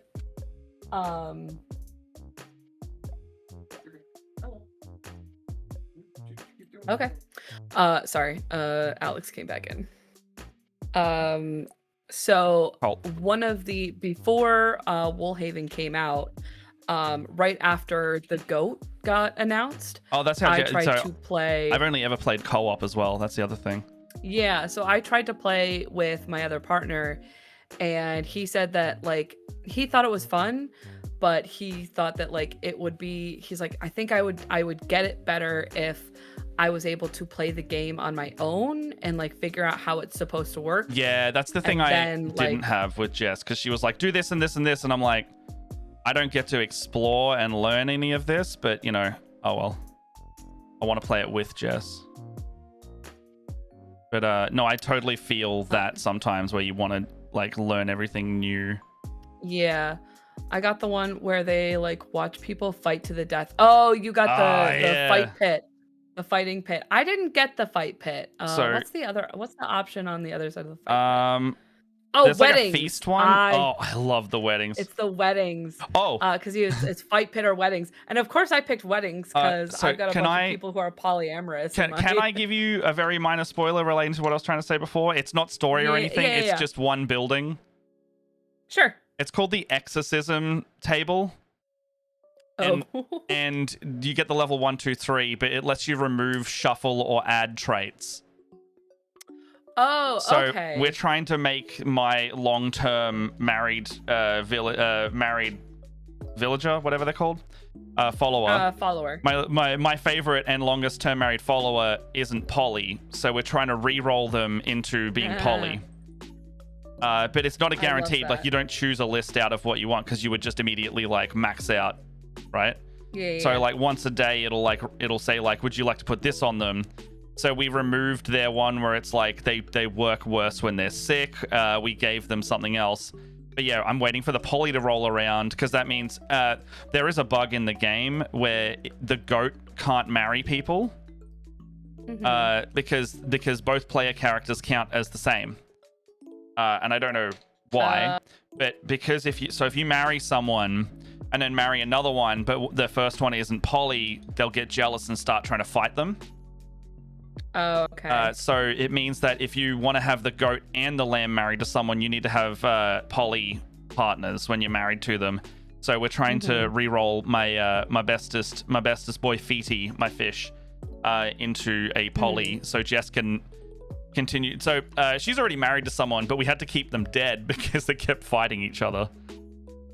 So we need to resurrect Nojalon back because Nojalon is poly, but Feety's not, and they're very jealous. But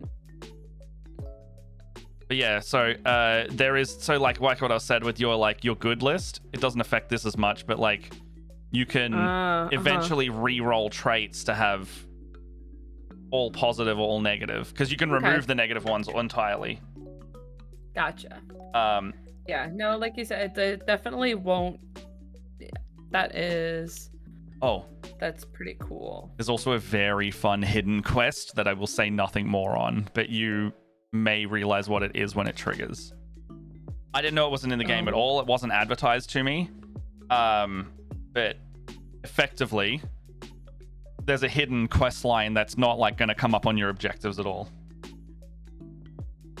And we finished it. Okay. We finished it recently, and I was like, damn, that took a while. Like, it took like 2 play sessions worth, maybe even 3, just to like have it happen. It's really interesting. I haven't bought any of the DLC for the game. 100%. So the only DLC that's paid is Woolhaven. I think the rest are free updates. And then the only thing that you pay for is like follower packs. Yeah, there's follower packs. You have to pay for the Sin pack. Oh, I thought it was free, but you just pay for the followers in it. I think you have to pay for it. I have no idea. I could be Nick, it's such a worth it game. It's really fun. Also, if you play it on stream, Twitch chat can be raffled into your follower list. I love that part. That's like one of my favorite parts is seeing. I'm like really excited for I saw a thing for the bishops, making the bishops followers that are kind of like, we just did that. I want to do that real bad. Yeah, there's also mini quests for them as well. So I think that there was like an end game update, maybe in the Sin pack area. It was like the Pilgrim pack or something. And yeah, it added like basically you do the bishops and now there's a post story, which I really, really liked. And there's some new characters and things that come out as well. I really liked that. There was nothing funnier than making chat predict and bet on which chatter was elderly going to win the fight club. That is a good stream. All right, well, I finished my big lady. I'm gonna move on to another model. It looks great.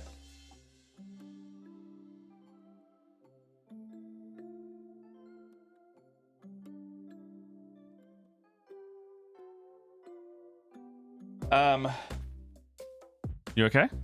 Oh, you're talking. I'm gonna build. I think I'll build this Eldar one next. Sorry, that was Alex confirming that I'm going to the gym tomorrow with him. You are so fine. I saw like you speaking. I was like, oh, okay, you're not trying to talk here. You're muted. It's only got too many streams to play at the games on stream at the moment. I need to finish Tears and Paper Mario is so close. And then I need to Pokemon Czar. I still haven't finished Pokemon Czar. And I need to finish Assassin's Creed from last March. And then I need to go back and also finish Death Stranding 2. But both of those Assassins and Death Stranding are long games. Then I might get back to Cult the Lamb on stream for DLC. Yeah, nice. I don't know a lot of games that I want that are going to come out this year just yet. But so I was like, I know I was talking. Sorry if I cut you off. No, I did. That was it. Oh my god, I started a thought but realized that I might have cut you off, so I just wanted to make sure.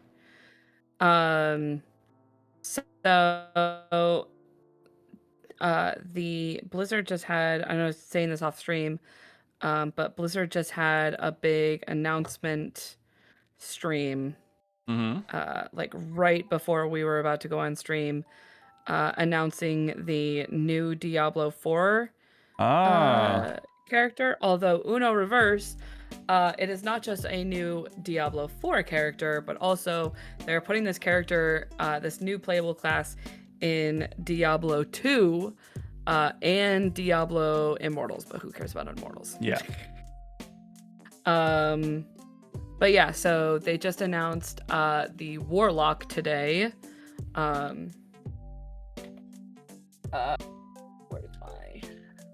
Here we go. So they just announced the Warlock today. It's supposed to be like the opposing class to the Paladin that came out during last season. Very excited about that. Yeah, it's really nice. But that's like interesting that like, because I know my partner had said that like, oh, there's gonna be a big Diablo announcement. It's probably gonna be some like showing off of the new class, but also they had already said that like they had something cool for all Diablo games. Oh, okay. So like, so I'm assuming most of that was, hey, the Warlock is coming to Diablo 2, the was it Resurrected, and Diablo Immortal. Nice. Interesting. I like that a lot. While I have work during these Thursday morning streams, you're more than welcome joining me on the evening of Thursday model streams. Oh, yeah. If I got a freebie, that sounds good. Thursdays, I'm usually working every fortnight, and I've noticed we go to Pokebox to play Riftbound on Thursdays on the off week.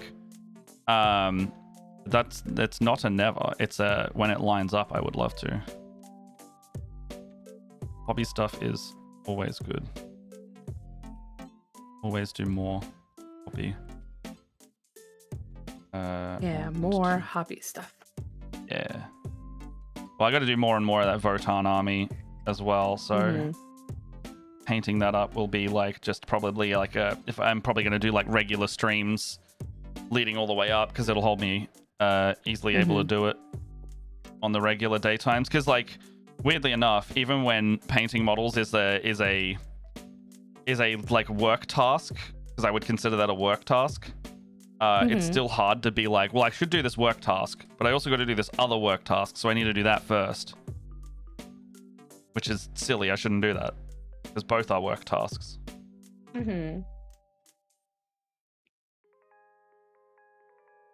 Oh yeah. I feel like I would be a terrible commission painter. It's definitely a whole thing. How do you? I feel a little bit bad. Go ahead. I was gonna say, how do you manage it in this? Do you have the similar thing, or do you manage it? How do you manage it? Generally, I manage it better if somebody says, "Hey, I need this commission for a certain date XYZ." Oh yeah. I work better with parameters. Whereas, like, for example, the dragons that I was supposed to finish, I do not have a timeline for those. The person that I'm doing them for is literally like, well, as long as I get them before 2027. Yeah, but then they'll get done in December this year. No, I'm not going to get them done in December of this year. I'm hoping, because like, so I've been kind of hyper focused on wanting to do this model. I am hoping if I finish this model and get it out of my brain, that I will have the brain space to tackle those. Sorry. I'm still getting used to my new camera setup, so I don't know where the hell I'm. Oh no, that's an infinite struggle now. Well, my problem is like my camera is so far up and away. I think I might have to lean my camera down a little bit more. Yeah. I'm lucky that because I've got the interchangeable lens zoom. I punch in as I need to and move out as I need to. Ooh, there we go. Oh yeah, you could do that digitally on yours, yeah. You could have a preset that you have like a zoomed in and a zoomed out version. You can have like five of those on that one from memory, right? I know that. I'm like slowly dialing it in because I'm like not entirely sure like where do I sit most of the time. Yeah. I did catch myself earlier like really off screen, so that's when I was while you were talking. Actually, slowly moving my camera. I've been wanting to do this for ages. I'm going to set it up right now. I'm going to set up a channel point redeem and make it say get on camera. Like what would it be? It'll be like paint on camera. Yeah, paint on camera. Hobby on camera. Hobby on camera, yeah. So you guys can yell at us whenever we're not painting on camera. How do I manage this?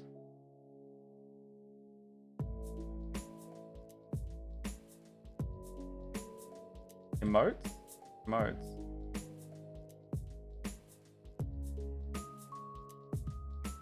Bits and sharing. Community? No. What is it? Channel points? Channel points. Power ups and channel points. There it is. Use the ZV one as a top down so you can still zoom in and out as needed. I don't know what that one is. Is that the little guy you were showing us recently?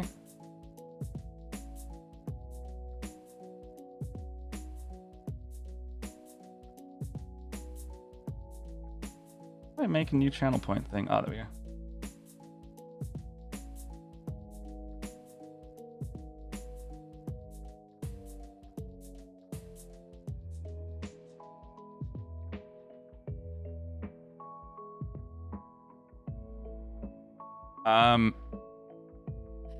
What about hobby on camera? I'm sorry, my brain's just I just did like a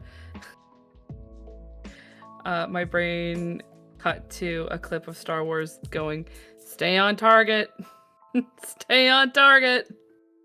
So sorry. That doesn't mean anything to anyone. But yeah, I would say like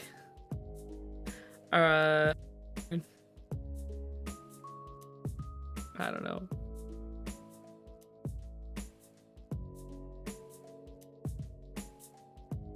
Okay, where's my emotes gone?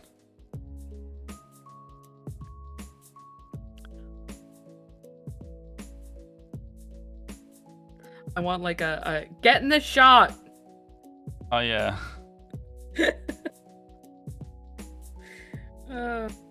Well, it'd be get. Actually, just check framing.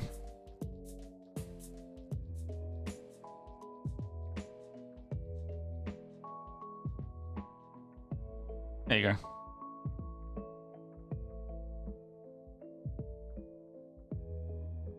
Does that work now? Does that work now?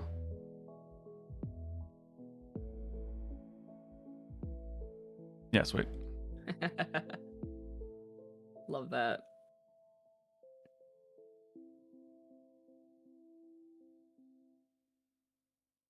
It's really like, you know, I every now and then I'll like start focusing on the painting or whatever we're doing, and then I'll be like, oh, I'm well like, off. No idea. No. No, yeah, there's no awareness sometimes.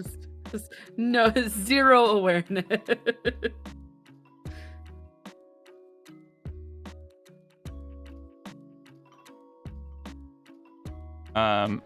So I haven't opened these Riftbound boxes because Jess and I want to do them on stream with Jess. So that could be a this weekend thing, but basically I was like, oh, we should do it in the evening one day. It's like, no, I'm either working or we're going out or we've already got, like, it's this week is so busy.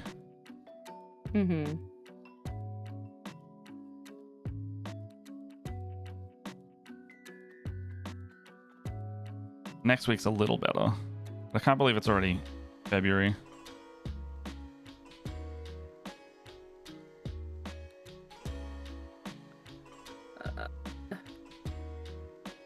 Shit.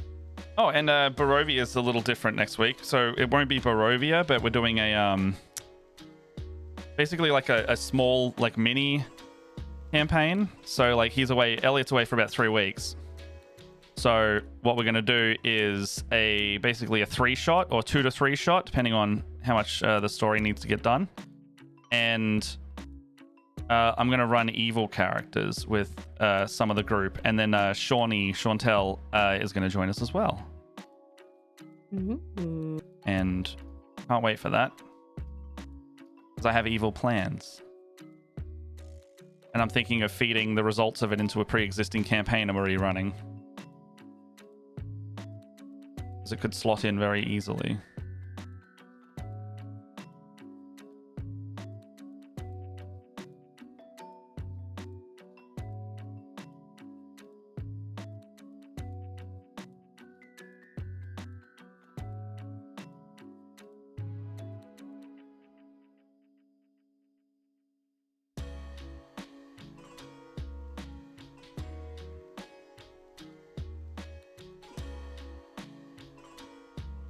Doesn't make any sense. Why does it not make sense?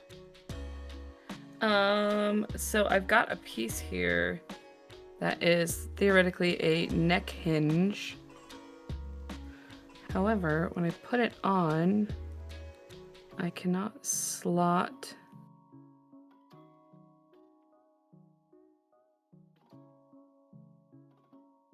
this helmet in.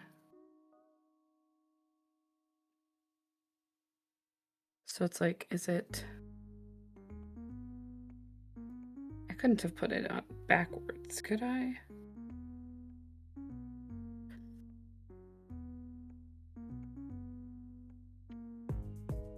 And of course, all the shots that they have of the frickin' head don't have... No, that doesn't make any sense. It's gotta be... It's gotta be that.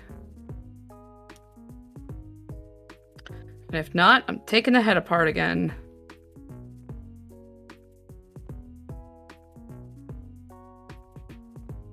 Oh, shit. Okay, this is... I am normally against this, but if this keeps happening, then...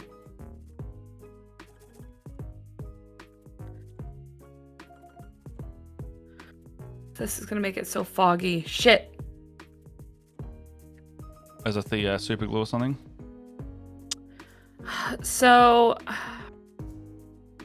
They have these eye pieces that are slotted into the eye sockets. But the problem is I have been touching the head and the eyes have fallen out twice now. Yeah. And I'm like really worried that if I put super glue in them, because it is a clear bit, I am gonna lose all... You can solve fogginess, can't you? I was looking up something about that recently, actually. I'm gonna try on a piece of... Unless I can't open my super glue. Eh.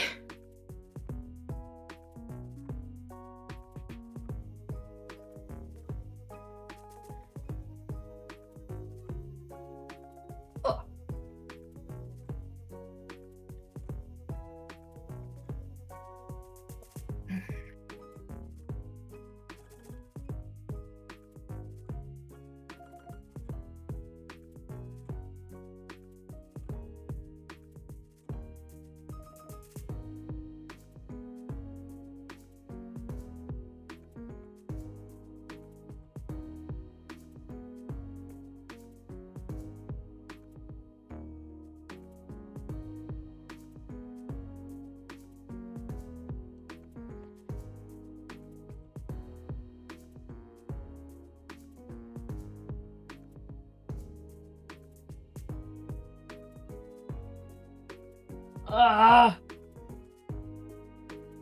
Oh wait, this is... Oh, right, because that's... Why do I still have that? I just realized I was trying to use glue that is dried out. Why is it in my stuff? I have no fucking clue. Alright. I'm gonna let that dry for a moment. I tried it on a little clear piece of sprue. And while that dries, I'm gonna go to the lavatory real quick. That's alright. Do what you need.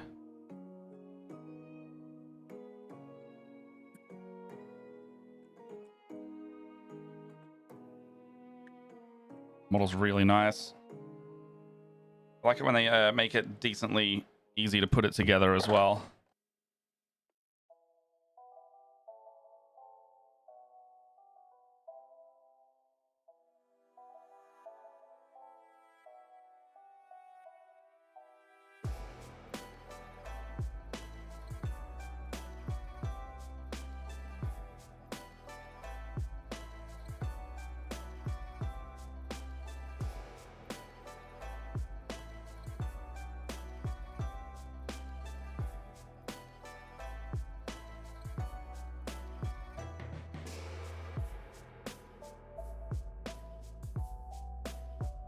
They're like on the bottom of their... Oh, it goes on the bottom of their wrist.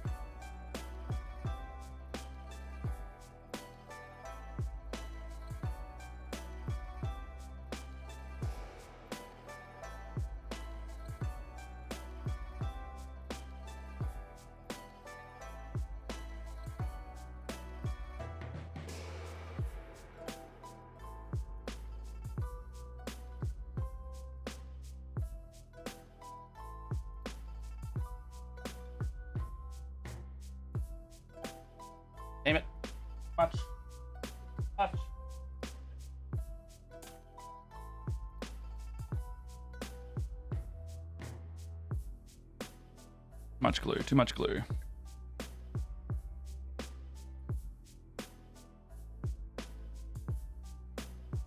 Nick, what are you, if you're around, Nick, what were you last working on? Was it another Pokemon?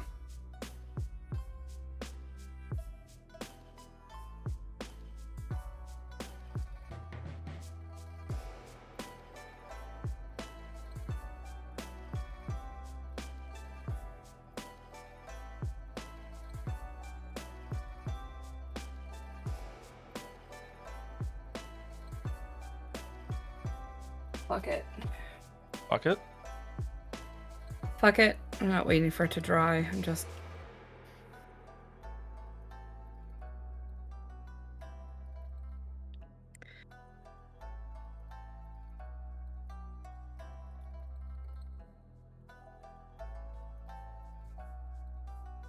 don't really have a choice.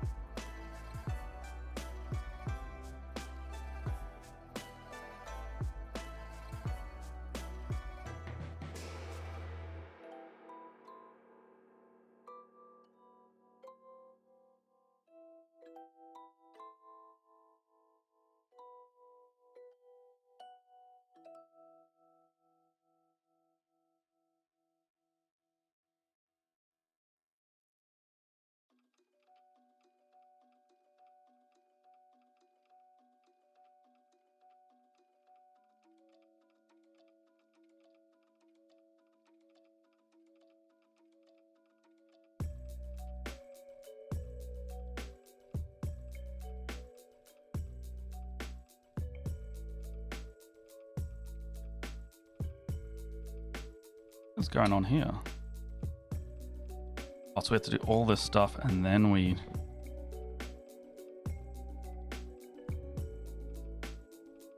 Genuine, wait, so finish Scizor and Mega Charizard X because I've had a Gundam for ages. Oh, generally would live your help sometime though, Max. I have a Rayquaza kit, 2 of them. One is built, the other boxed, and I'd love to paint the green parts black and make it shiny. Oh, super easy. Yeah, we could do that. That goes... Yeah, we can do that. I would love to do that.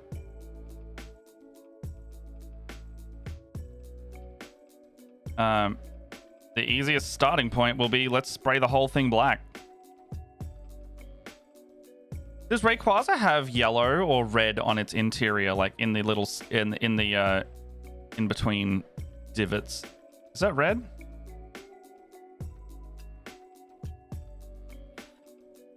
Unsure. Is it yellow or red?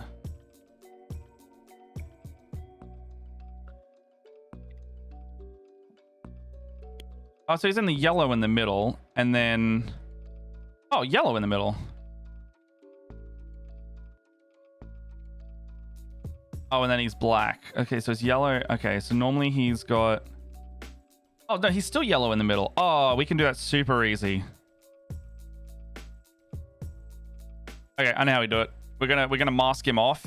We're gonna mask him off, and then we're gonna spray the black where the green is. Way easier than painting the whole thing again, and we'll just clean it up.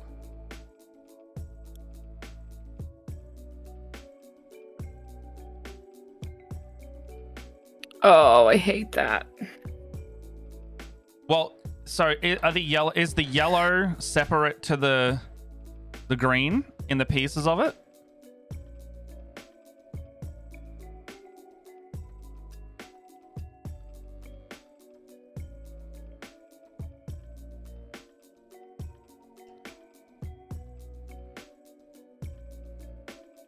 Rayquaza Bandai. Oh, that's a nice model.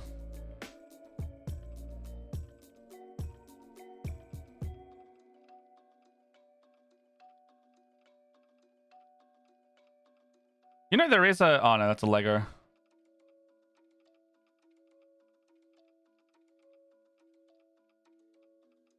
Oh, cool. I can see the pieces. All right.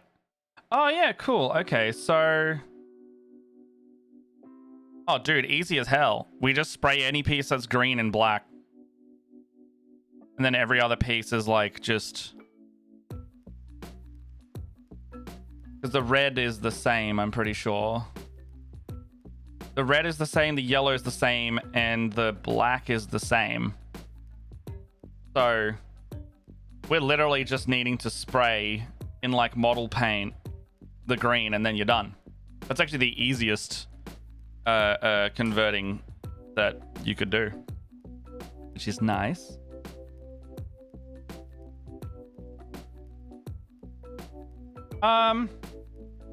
That's fair. That's just a that's more of like a spray distance and if the propellant's mixed properly, but like if it's not as smooth as you want it, nothing that like you can't like softly sand something, I don't think you would need to. What do you reckon, Leia? Have you sprayed like a Bandai or a Gundam before? I have not, although I kind of want to take it on because my partner started playing a game that's got some like really cute lavender Zakus.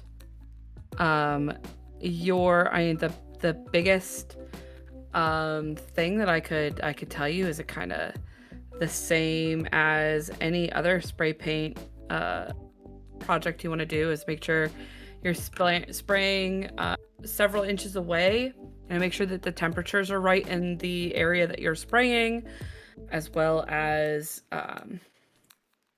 like making sure that you have shaken your can for at least 2 minutes. Yeah. And they're just doing really, really light color. Really, just really like light passes, yeah. Passes, yeah.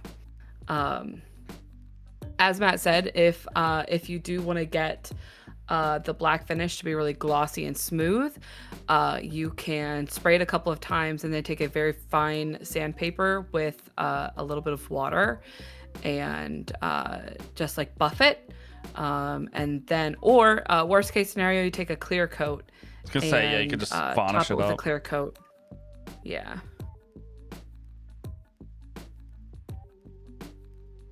But yeah, it's like it sounds like a fairly simple one to do, which is going to be nice and easy for like for a like, you know, a model that's it's going to look good without having to like spend more money than the model costs, you know. I mean, I don't think I have any black spray paint that I could spare for a model that big, but we could get you some like Vallejo or like Citadel. I would say Citadel black would be nicer, but that is going to cost about the same as the model costs. Or you do my favorite, get Rust-Oleum. Rust-Oleum? I don't like the finish on Rust-Oleum. Clear coats, man. Clear coats. No, I meant the black, because he's got to spray it in black.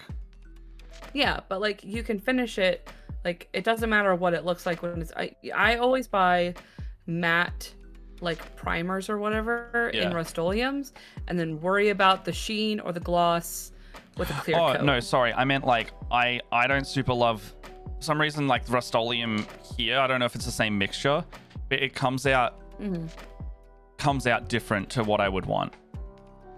Like Vallejo and Citadel being like small, fine hobby paint spray come out different to Rust-Oleum, which like is going on larger applications. And I don't know if it's because the mix in Australia is meant for that or not, but it comes out like grainy is not the right word, but it's got a visible texture to it that I don't like. Yeah.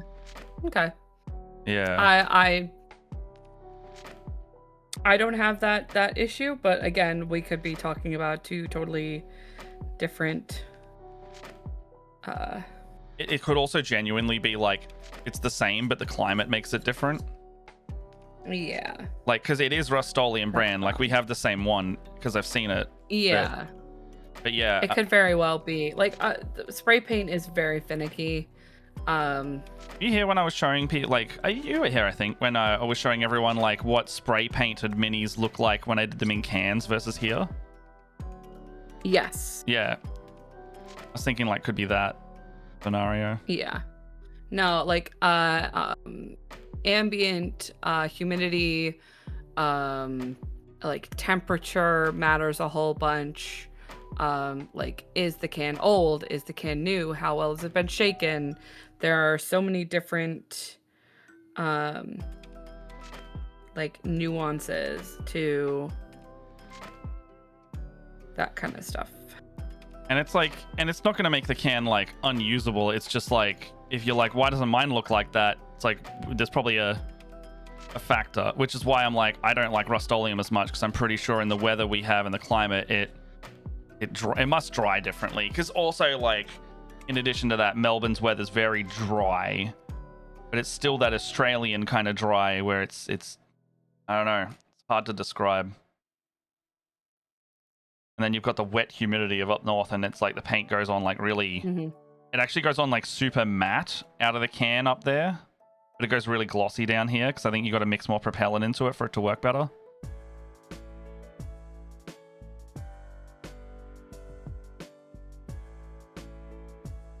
Any stuff is new to me because I still need to get a clear coat for my Zoids and Gundams. Have that shiny metal finish instead of the flat color. Like the Tamiya work funnily for that enough, kind of thing? Or was that be... I would have to check what my partner uses. I know he does buy the specifically Gundam clear coat, but I know he likes like a flatter look on his Gundams to make them look more like less like shiny cars and more like flat robots. I like matte look usually as well. Yeah, I'm the same. I know Warhammer does an art coat version which is glossy, but that's you don't like for Bandai Pokemon. I wouldn't buy Warhammer gloss varnish or anything because you just don't need to.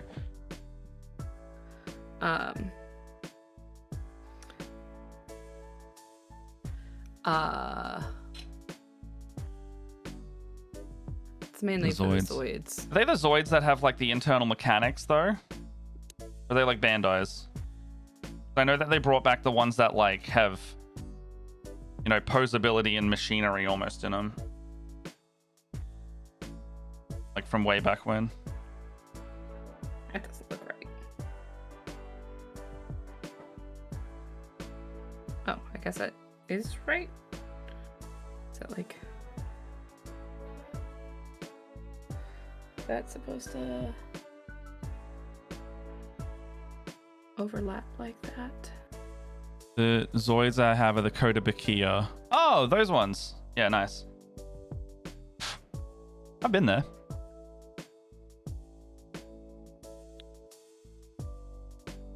Went into that place.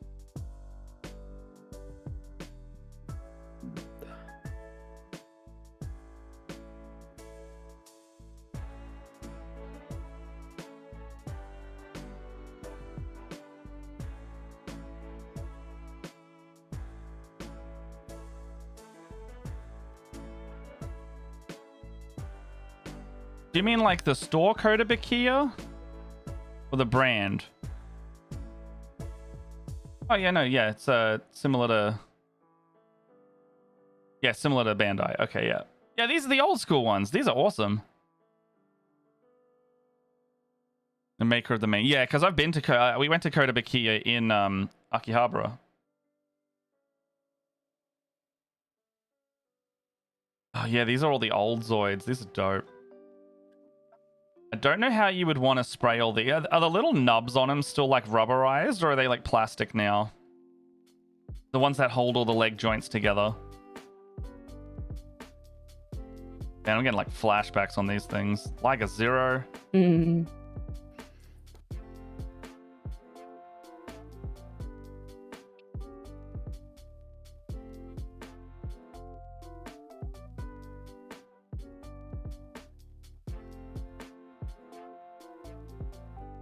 Plastic now, unfortunately. I want to do the orange parts on the Schneider. What is the Schneider?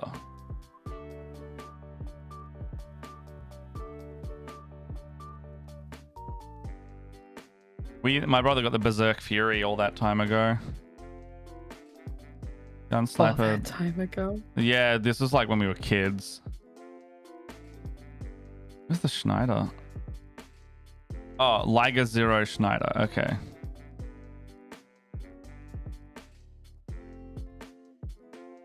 Like a zero marking, like a zero Jaeger, like a zero. Oh, the orange one. Oh, that thing's sick. Oh yes, this sure was the Liger Zero with just orange parts on it. Yeah, I remember this thing.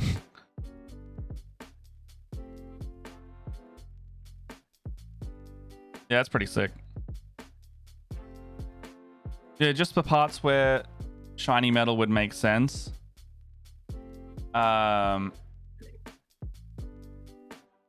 Yeah, I would say just the orange if you wanted to do something like that, because it's like it's quite a busy model, or even just the blades. Honestly, less is more where the model is like visually busy as this.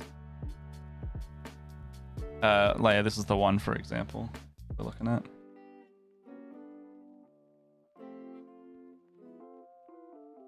Yeah, it's quite a busy model, so I don't know if you want to do like a huge amount to it, because you can see the claws and teeth are already shiny, and I think those blades also might be a bit shiny.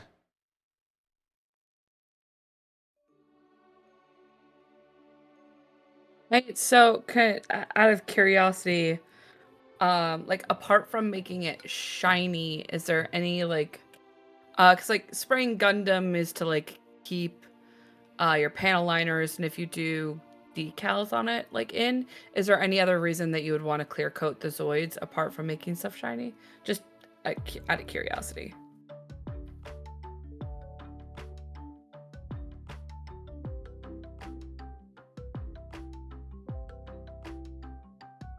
The first metal kit I built was my favorite Zoid ever, and when I saw the kit, I was like, I need to have it. So I took the plunge into it.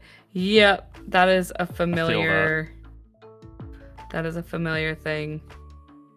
It's actually how my one partner got back into Gundam. Was he has always been into it, and we got him a Gundam one year, and he was like, I think I want to do this again. And we're like, yeah, bitch, do it. So the orange is the flat. So he wants the orange to be the... Okay, so... Yeah, you take off all the orange pieces and then clear coat those. Mine was the beast mode Liger. Yeah, I think I had the blue Liger from memory.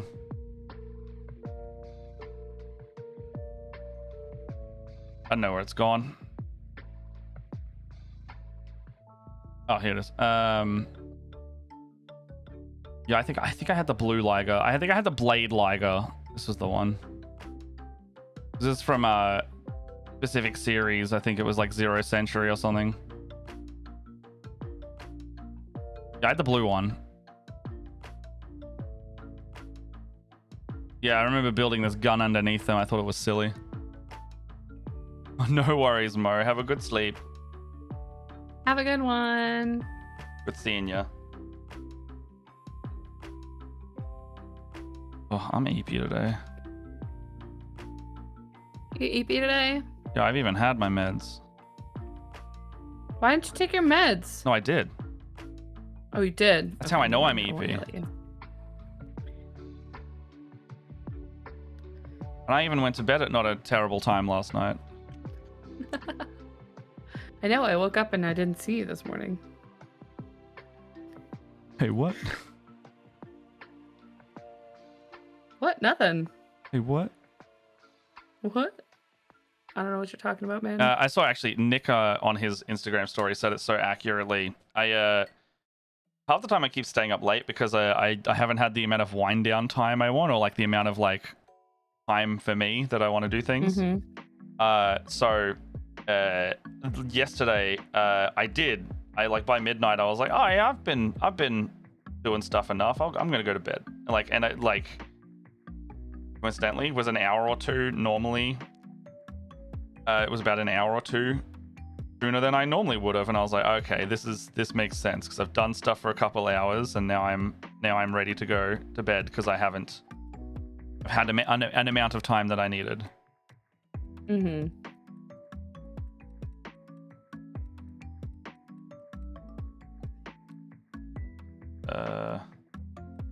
I should have looked at where this goes before I started.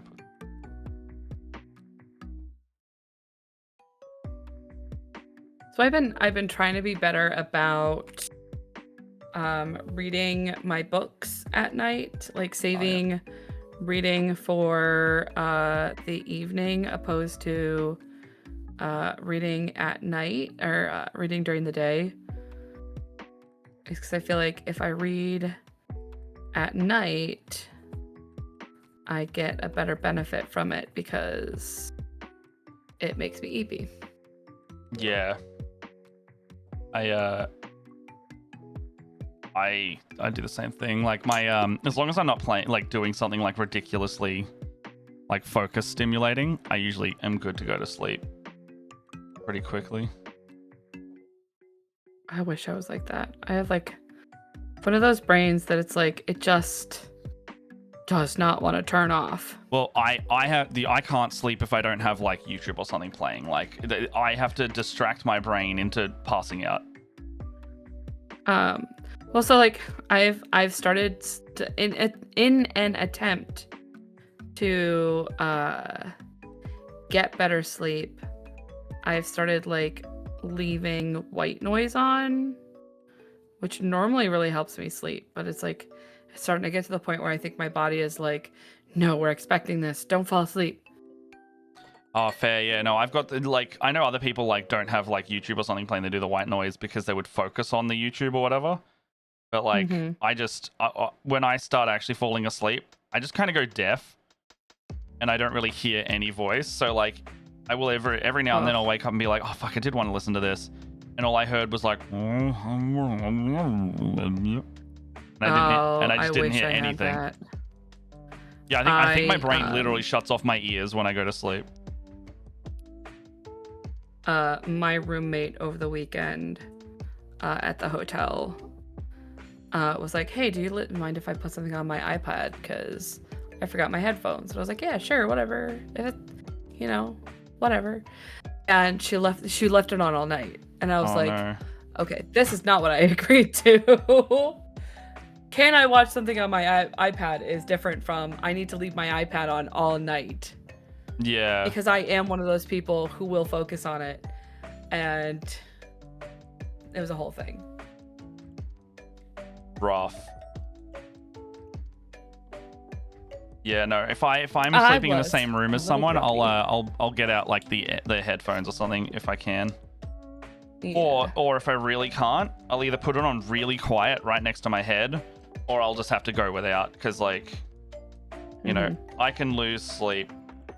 I don't want someone else to lose sleep. I will get sleep at some point. It will just be less rather than someone else's none. I got little to none. Yeah, that's it. So I'd rather know that like, I know I'm going to fall asleep at some point. It's just harder for me to get to sleep. Yeah, and it's one of those things where it's like I don't entirely blame her. It wasn't entirely her fault. I also probably should have asked some clarifying questions. And unfortunately, she and I worked completely different like schedules. So like I would get back to the hotel and she would be asleep. Or I would be asleep when she got back to the hotel. It was like we never saw each other outside that first day. So it was like we never. Oh, you never got to like follow up about it? We never even talked. We could never even talk about it. I think I saw her like a handful of times during the entire con. And I think she must have realized something because I got home, or I got back to the hotel before she did, and I put on my white noise. And that was like the second to last day. Yeah. And when I came back from the hotel, or when I came back to the hotel, like the last night we were gonna be there, she was not listening to anything. Oh. I mean, like maybe it was like because now she knows you've got a white noise thing. It like, that's the good enough.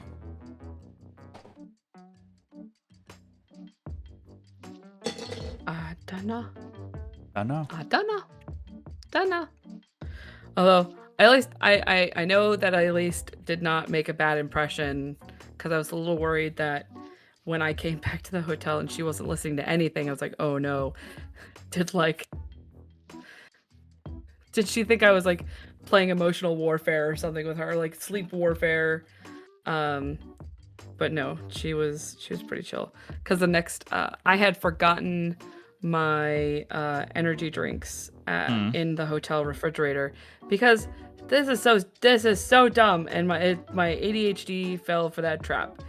Is the refrigerator was inside of it was like in a cupboard or something? Yeah. Like it was in a cupboard. Yeah. So it's like I'm trying to sneak out because I have a 9 a.m. game and she's still asleep. So I'm trying to like sneak out at like 8 o'clock to get to my game as quietly as I can so she can get some sleep because I have no idea when her her schedule looks like for the day.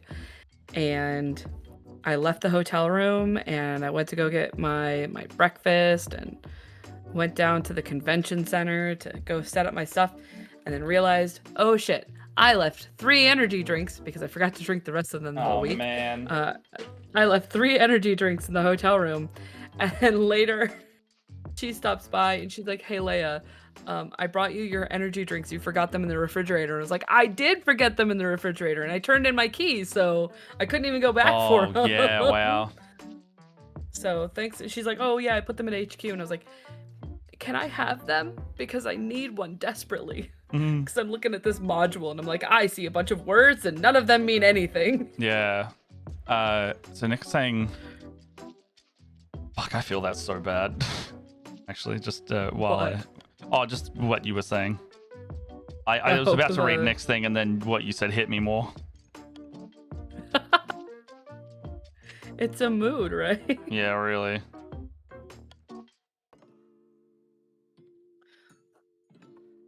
I'm sorry, I didn't mean to hit you with the emotional damage. No, I'm not. It's fine. I was just like, man, I've been there. I've been there so much. For Nick, the upsetting part is that because I was so inexperienced without the right tools, lost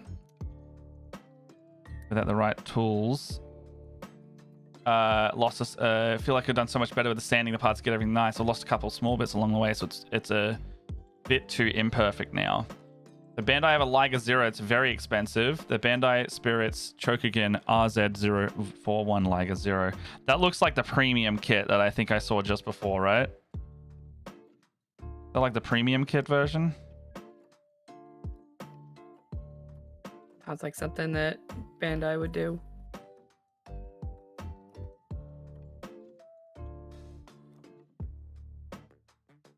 That's fair. I mean, we still say premium kit. It still costs less than the thing I'm putting together. In a way that... Oh, actually, it might not. If they're like the super high-end ones, they're like almost $200, right? It depends. Yeah. Let's say, I know that they get quite pricey. I nearly put that straight on the desk. I know they get quite pricey when they get to the higher-end ones. The ones that are very fancy, yes. But you can still get like a 1/44th for $25. Damn. Which is... It's only $12.30. Oh yeah. Finished the nice one. A 1/44th is not... That's still... I mean, granted, the upside to all of that is even though the 1/44ths are considered to be high grades, which is kind of like in their middle tier, they're still really good. Oh, that looks so cool. This is beautiful. They're still really high quality sets because Bandai is getting better at printing better sets smaller, so you still get a lot of really cool details and a lot of cool mobility. Like my partner has an entire like thing full of high grades and they all look gorgeous. I have a head.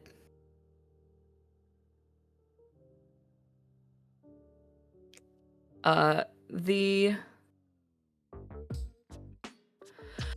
super glue did fog the eyes of my Gundam, but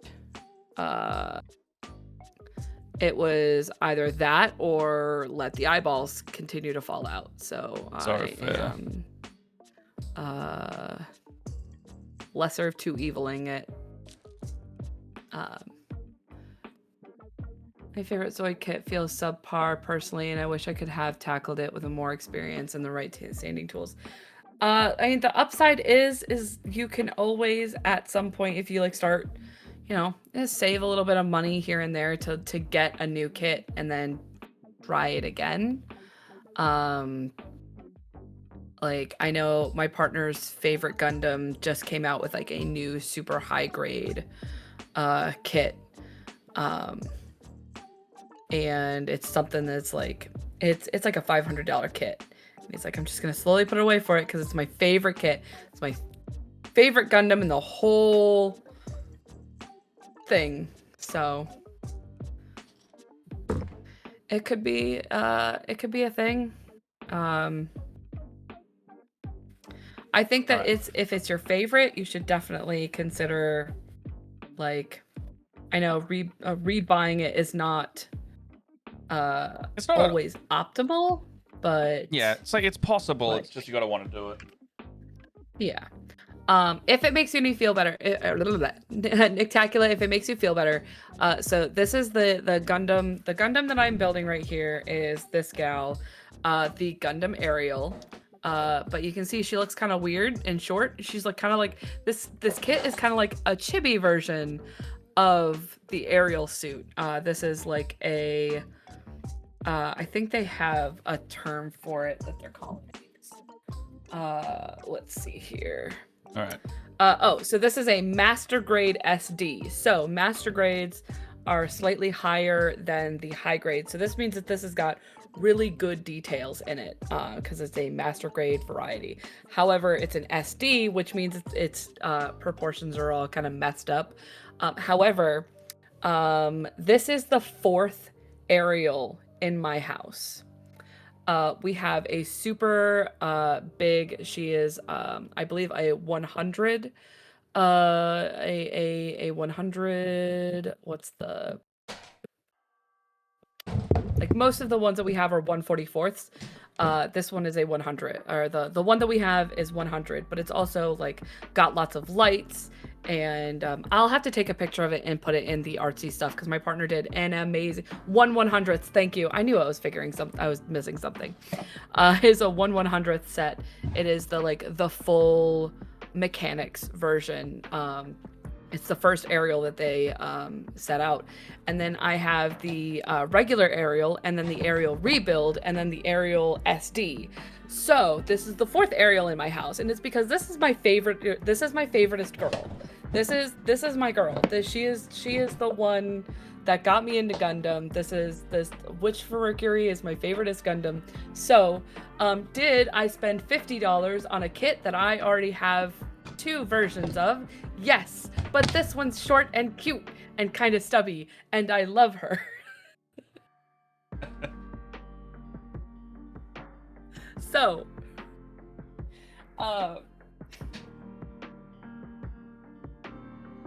yeah, they're all kind of different, but but they're the same. Like, I have different versions are fine. You're rebuying the exact same one at least. I did, although that favorite Gundam that my partner has, so he has built his favorite is the Gundam New. It's like the like version after the Grandpa. I'd have no idea if anybody knows what I'm talking about. It's like the version after the RX-78. Huh? I know the Grandpa. The Grandpa. So you know the Grandpa. So it's like the evolution after the Grandpa. Once like the Grandpa gets like a cool upgrade. He's got like a cool wing thing going on. So his favorite is the Gundam New, NU. So he did that kit right after he like started to do Gundam again for the first time, and like since he was a kid. And it was I threw away the box to that kit because it was too big for us to move. Yeah. And that was like before I was like, I have to keep all of the art for posterity of all of like, I keep all the box art of all of the Gundam kits that my partner finishes. And a couple of months ago, I made cool little cards out of the box art. But the problem was I had thrown away the new Gundam, which I didn't know at the time was his favorite Gundam. I had thrown that box away. So What did I do? I bought him the Gundam over again. He has an entirely second, it's the same kit.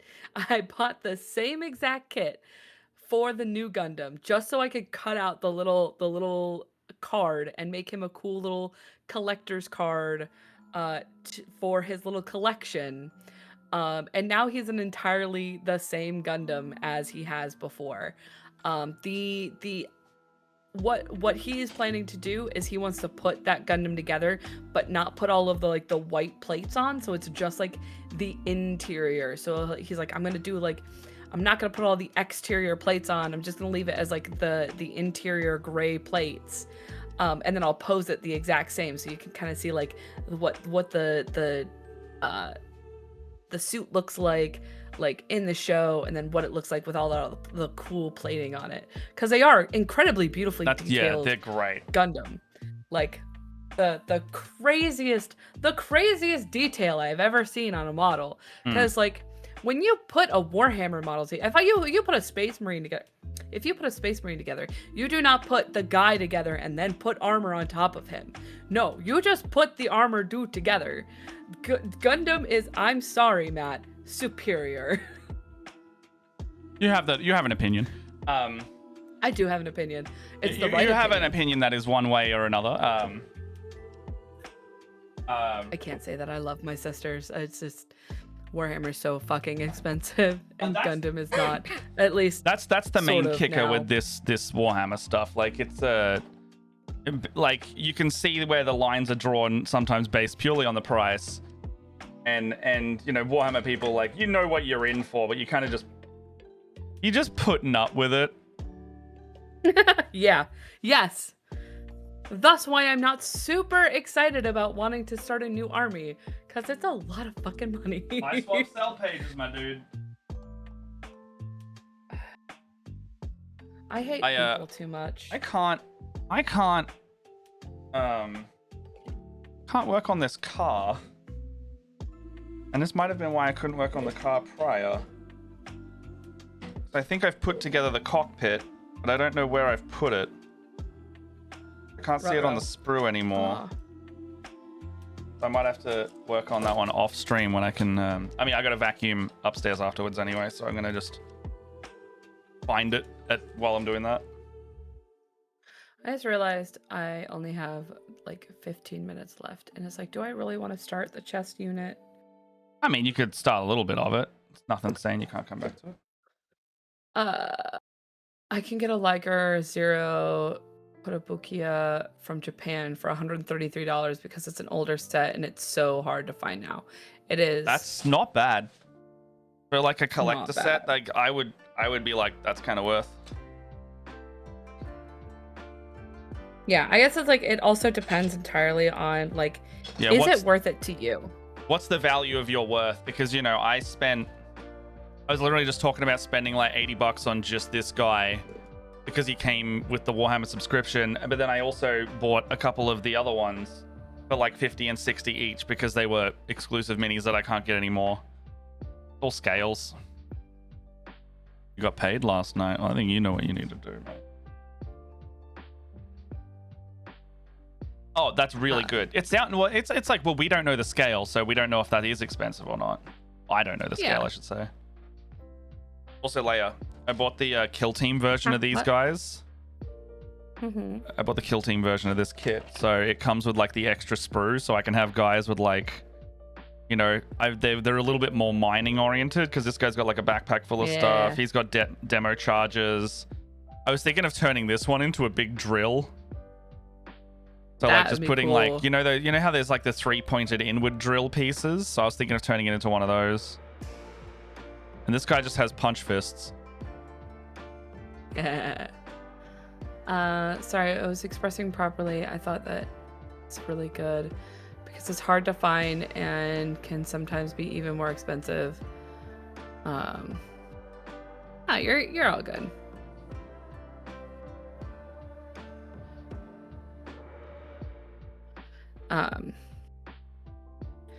Probably horrible influences on one another.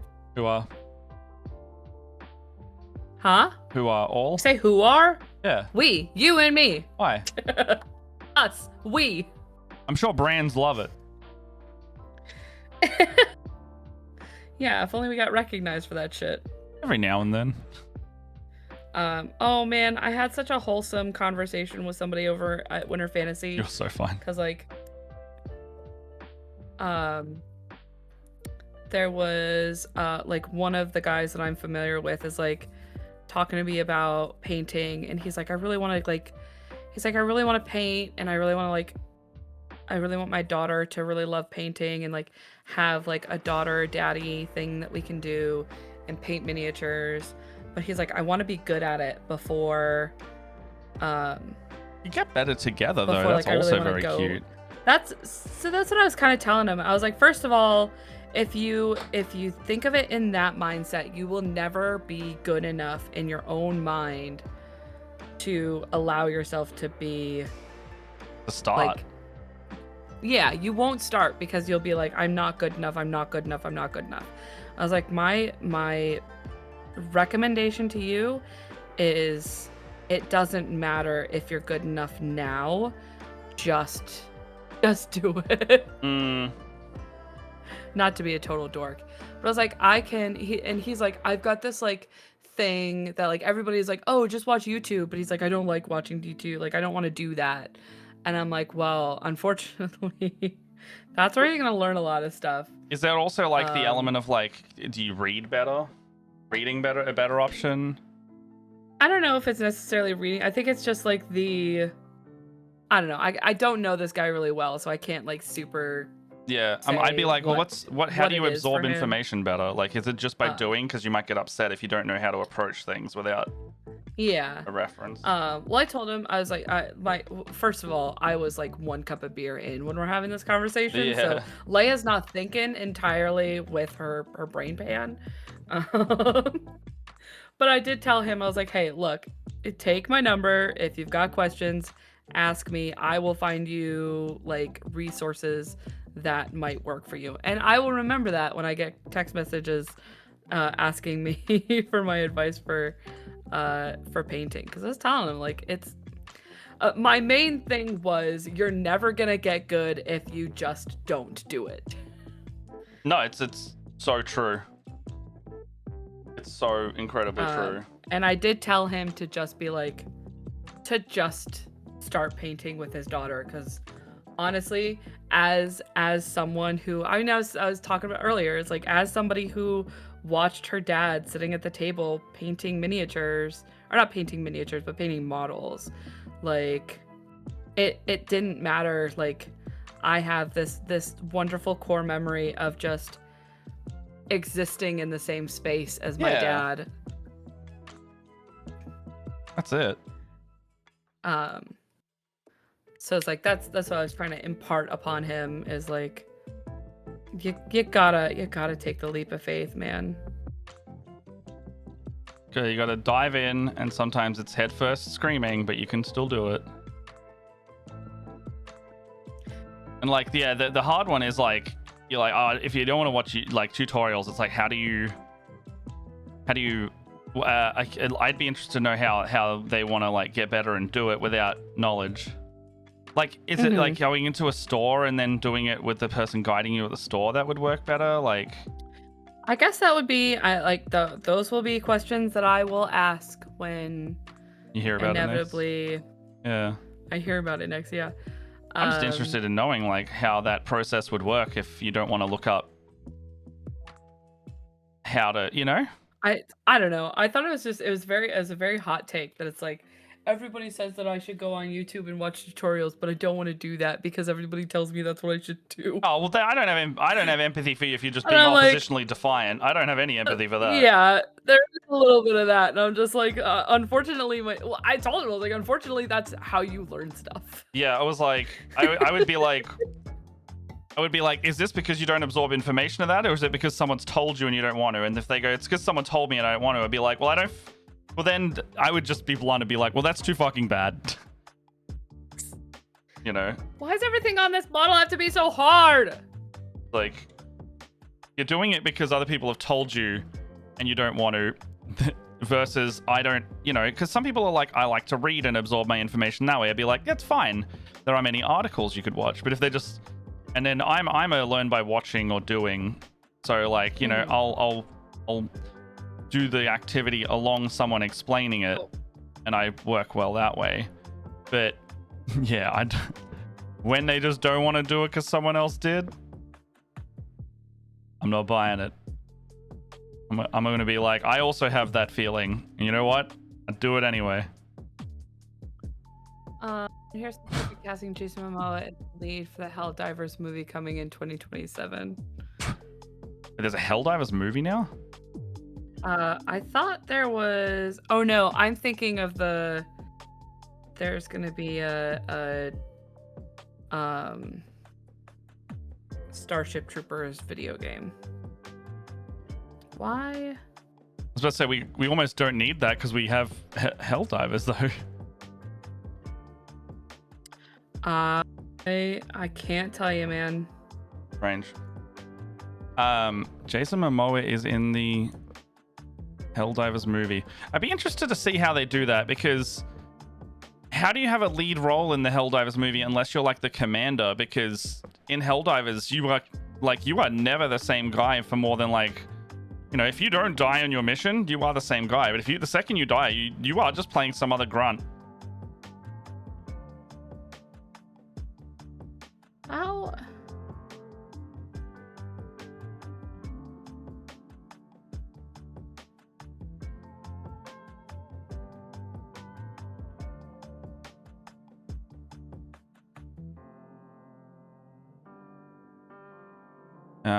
And it broke it.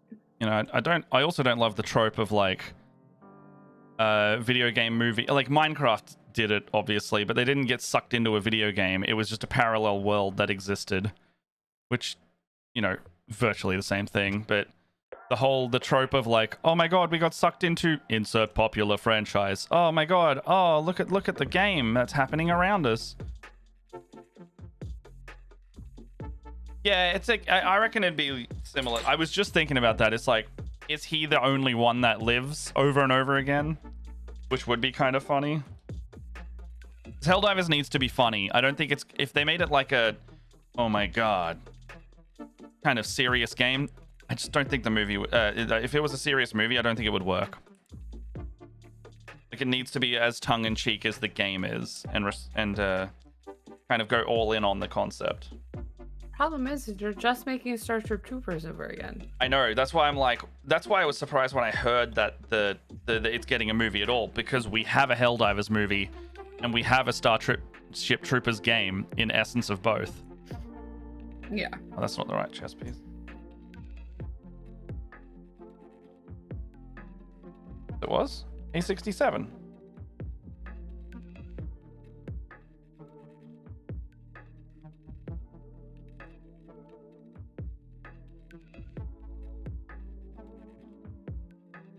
The leg?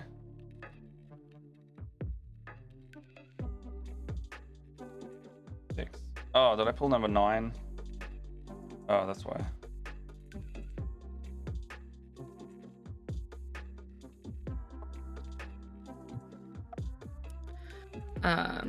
Very similar torso. Yeah, it's a weird one, right? Because both properties already have the opposite. Yeah. No, it definitely does not make any sense to me. He gets really lucky, and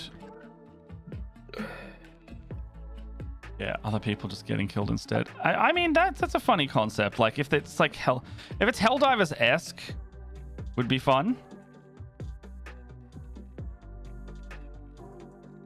It would be like I would wait to see what happens with it, because I'm like so curious.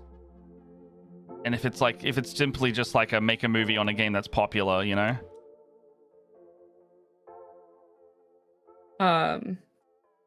We watched recently, there's a YouTuber called Legal Eagle. Oh, I know that them. Goes through he goes through the Helldivers contract.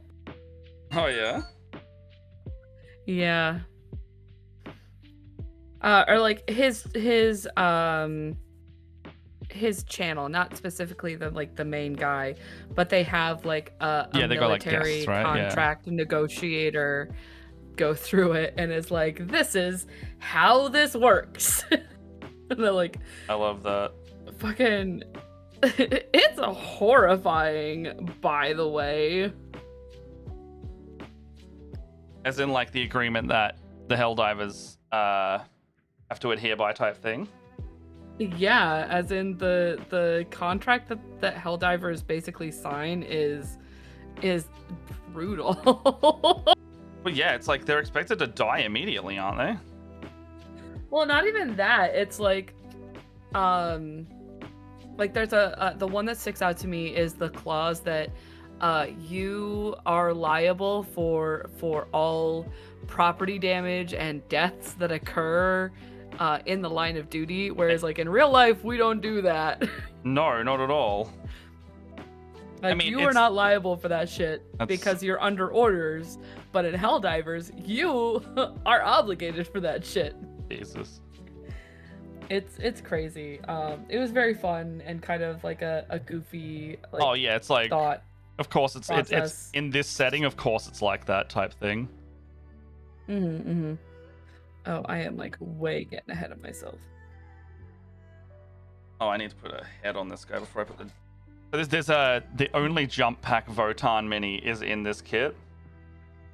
And so like, it's actually quite interesting. It's rather than a new backpack piece, it's kind of a covering and a housing for the existing one, which I thought was pretty ingenious. It was an interesting design. I do like the kill team upgrade sprues because they do just give you the base troop kit for some of them, and then they just give you this little extra frame. But like the extra frame is mostly like arms, legs, and pieces that go within the bounds of the existing.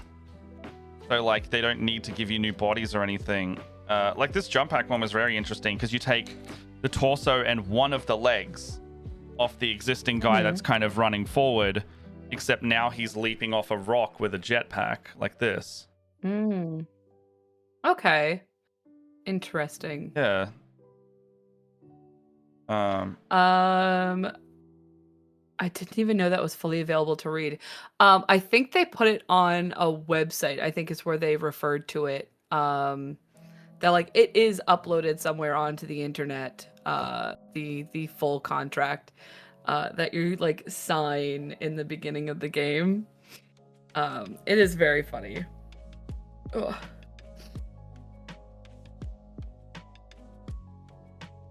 What a nice piece of like in-world lore that you could see. That you would never there's no obligation for you to be able to see that piece of media or need it to be created, but it's just like it's great world building and community building to have that kind of thing. What the heck?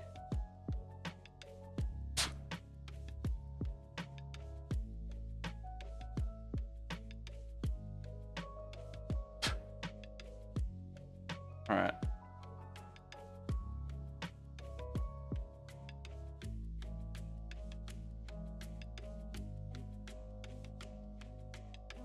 Oh, it's because I'm holding the wrong piece.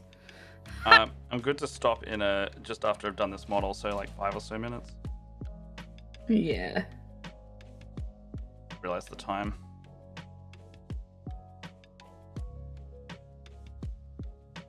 It's all good. I was a little absorbed in like, what the fuck am I supposed to be doing right now?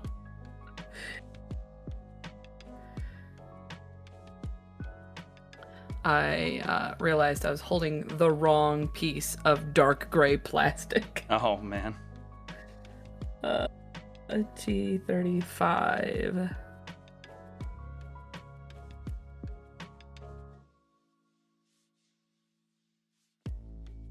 It's very interesting that there are a lot of markings on this particular kit that ask you not to clip things.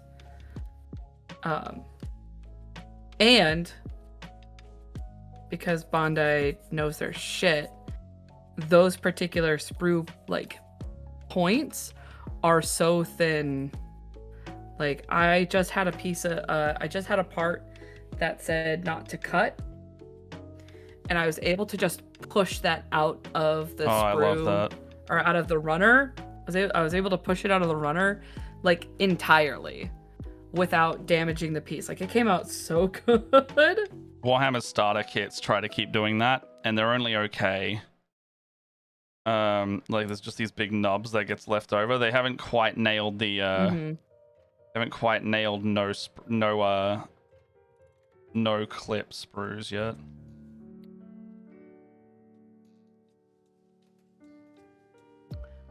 Mind you, would they? Because they want to sell you the tools. Yeah. Like, is it already a thing they could do, but they just don't want to? They want you to. I mean, in like, I don't want to say in defense, but like, Gundam does the same thing. But like, they want you to. Not specifically Gundam, but like these like little buffer pads and well, these are just hobby sticks, so, but I've got my little like Gundam glass file. I've got my Gundam little scrubby brush, my fucking god hands. That's so true. I mean, yeah. I'll pay that, yeah. Yeah, all the tools around it.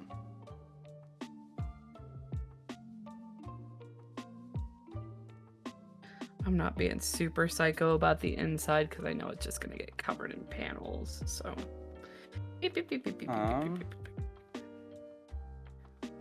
Now my question is, do I want to have the regular weaponry on this sprue, or do I want to do something else with it?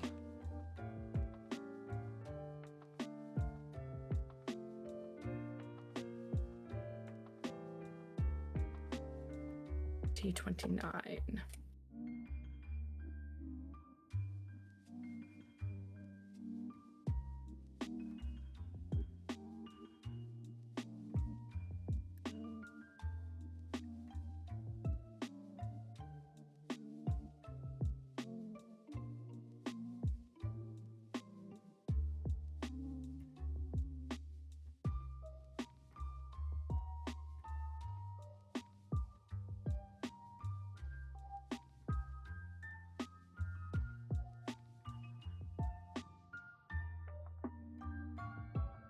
Okay. Does that piece go on? So number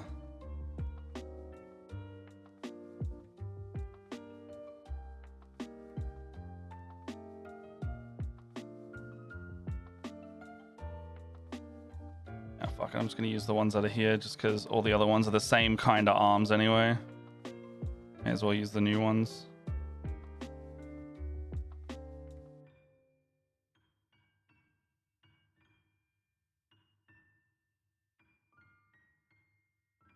Come on, where's the piece? Where's the guy?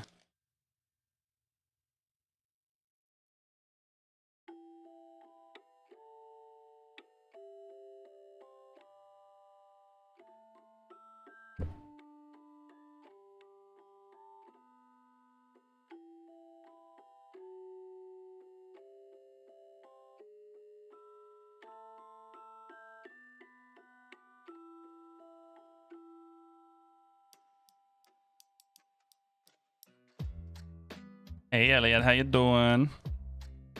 Hey Elliot. Is this piece supposed to go? How's your day going?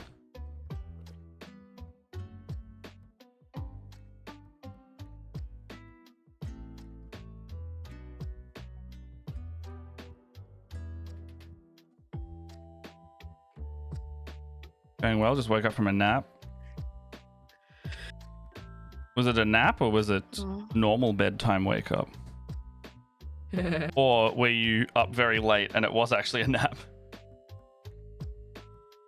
Which one of the usuals?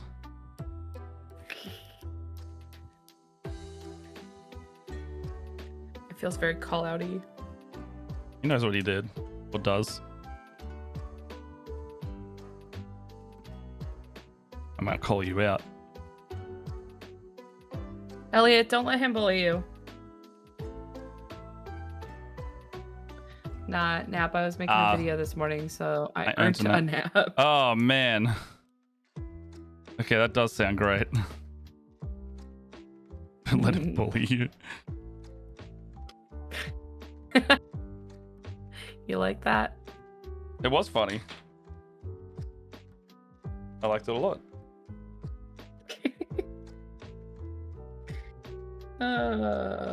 A42.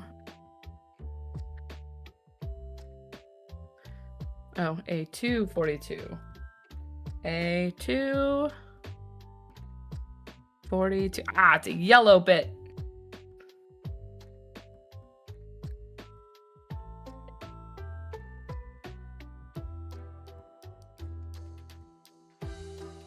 Oh, remind me after stream that I have to get your daylight savings from you. Oh, like when it switches? Yeah. I think it's like next. I think you changed back Don't tell me first. right now. I won't remember if you tell me right now. No, I won't. I don't know the dates anyway. I'll look it up in a sec. It's because I know it creeps up like weirdly. It feels like. Yeah, I thought it was in like. It's like way sooner than I thought it was April, but I think it is March. I want to be able to put it in my calendar so I can remember. Okay, I am done, I think. Okay, I'm about to be. And finding where I've misplaced my bases. This guy is done. Check this out.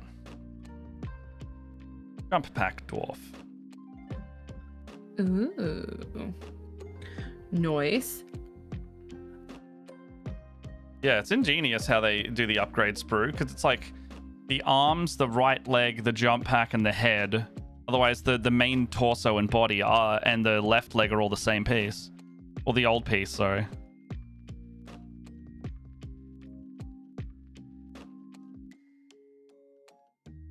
Alright. I'm gonna put some stuff away. I have to do good boy chores after this. I have to do good boy chores. Yeah. Gotta vacuum upstairs. And which means I'll probably have to clean my office for a bit. Ain't no vacuuming happening right now. Which hopefully means I can find that other piece as well. I would like that. Alright, we might just need to outro because I honestly... Struggling with your bit?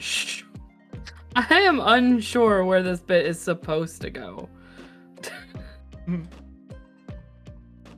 The directions are not clear. Oh wait.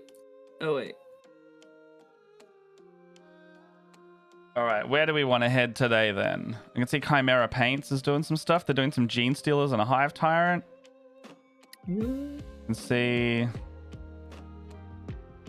Kid Kerrigan's getting some co-working done.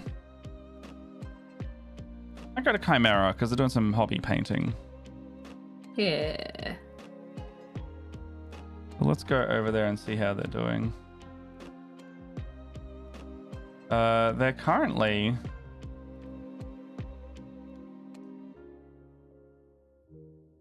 reading fan fiction, so let's go see what that's about.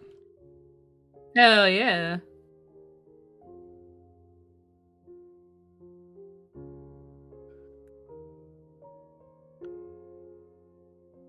All right, let's go over to Chimera Paints. They are currently reading some what looks to be fan fiction, but they're also supposed to be doing Gene Stealers and a Hive Tyrant. So we'll see what's happening there. But I don't know when we're streaming next. Jess and I, there's a chance we might stream and do a bunch of Riftbound pack opening on Sunday. Really depends what's going on, but we'll see you then maybe. Otherwise, it'll be not Barovia, but the start of a 2 to 3 shot next Monday. Yeah. Bye, guys. See you later, everybody. Mwah. Mwah.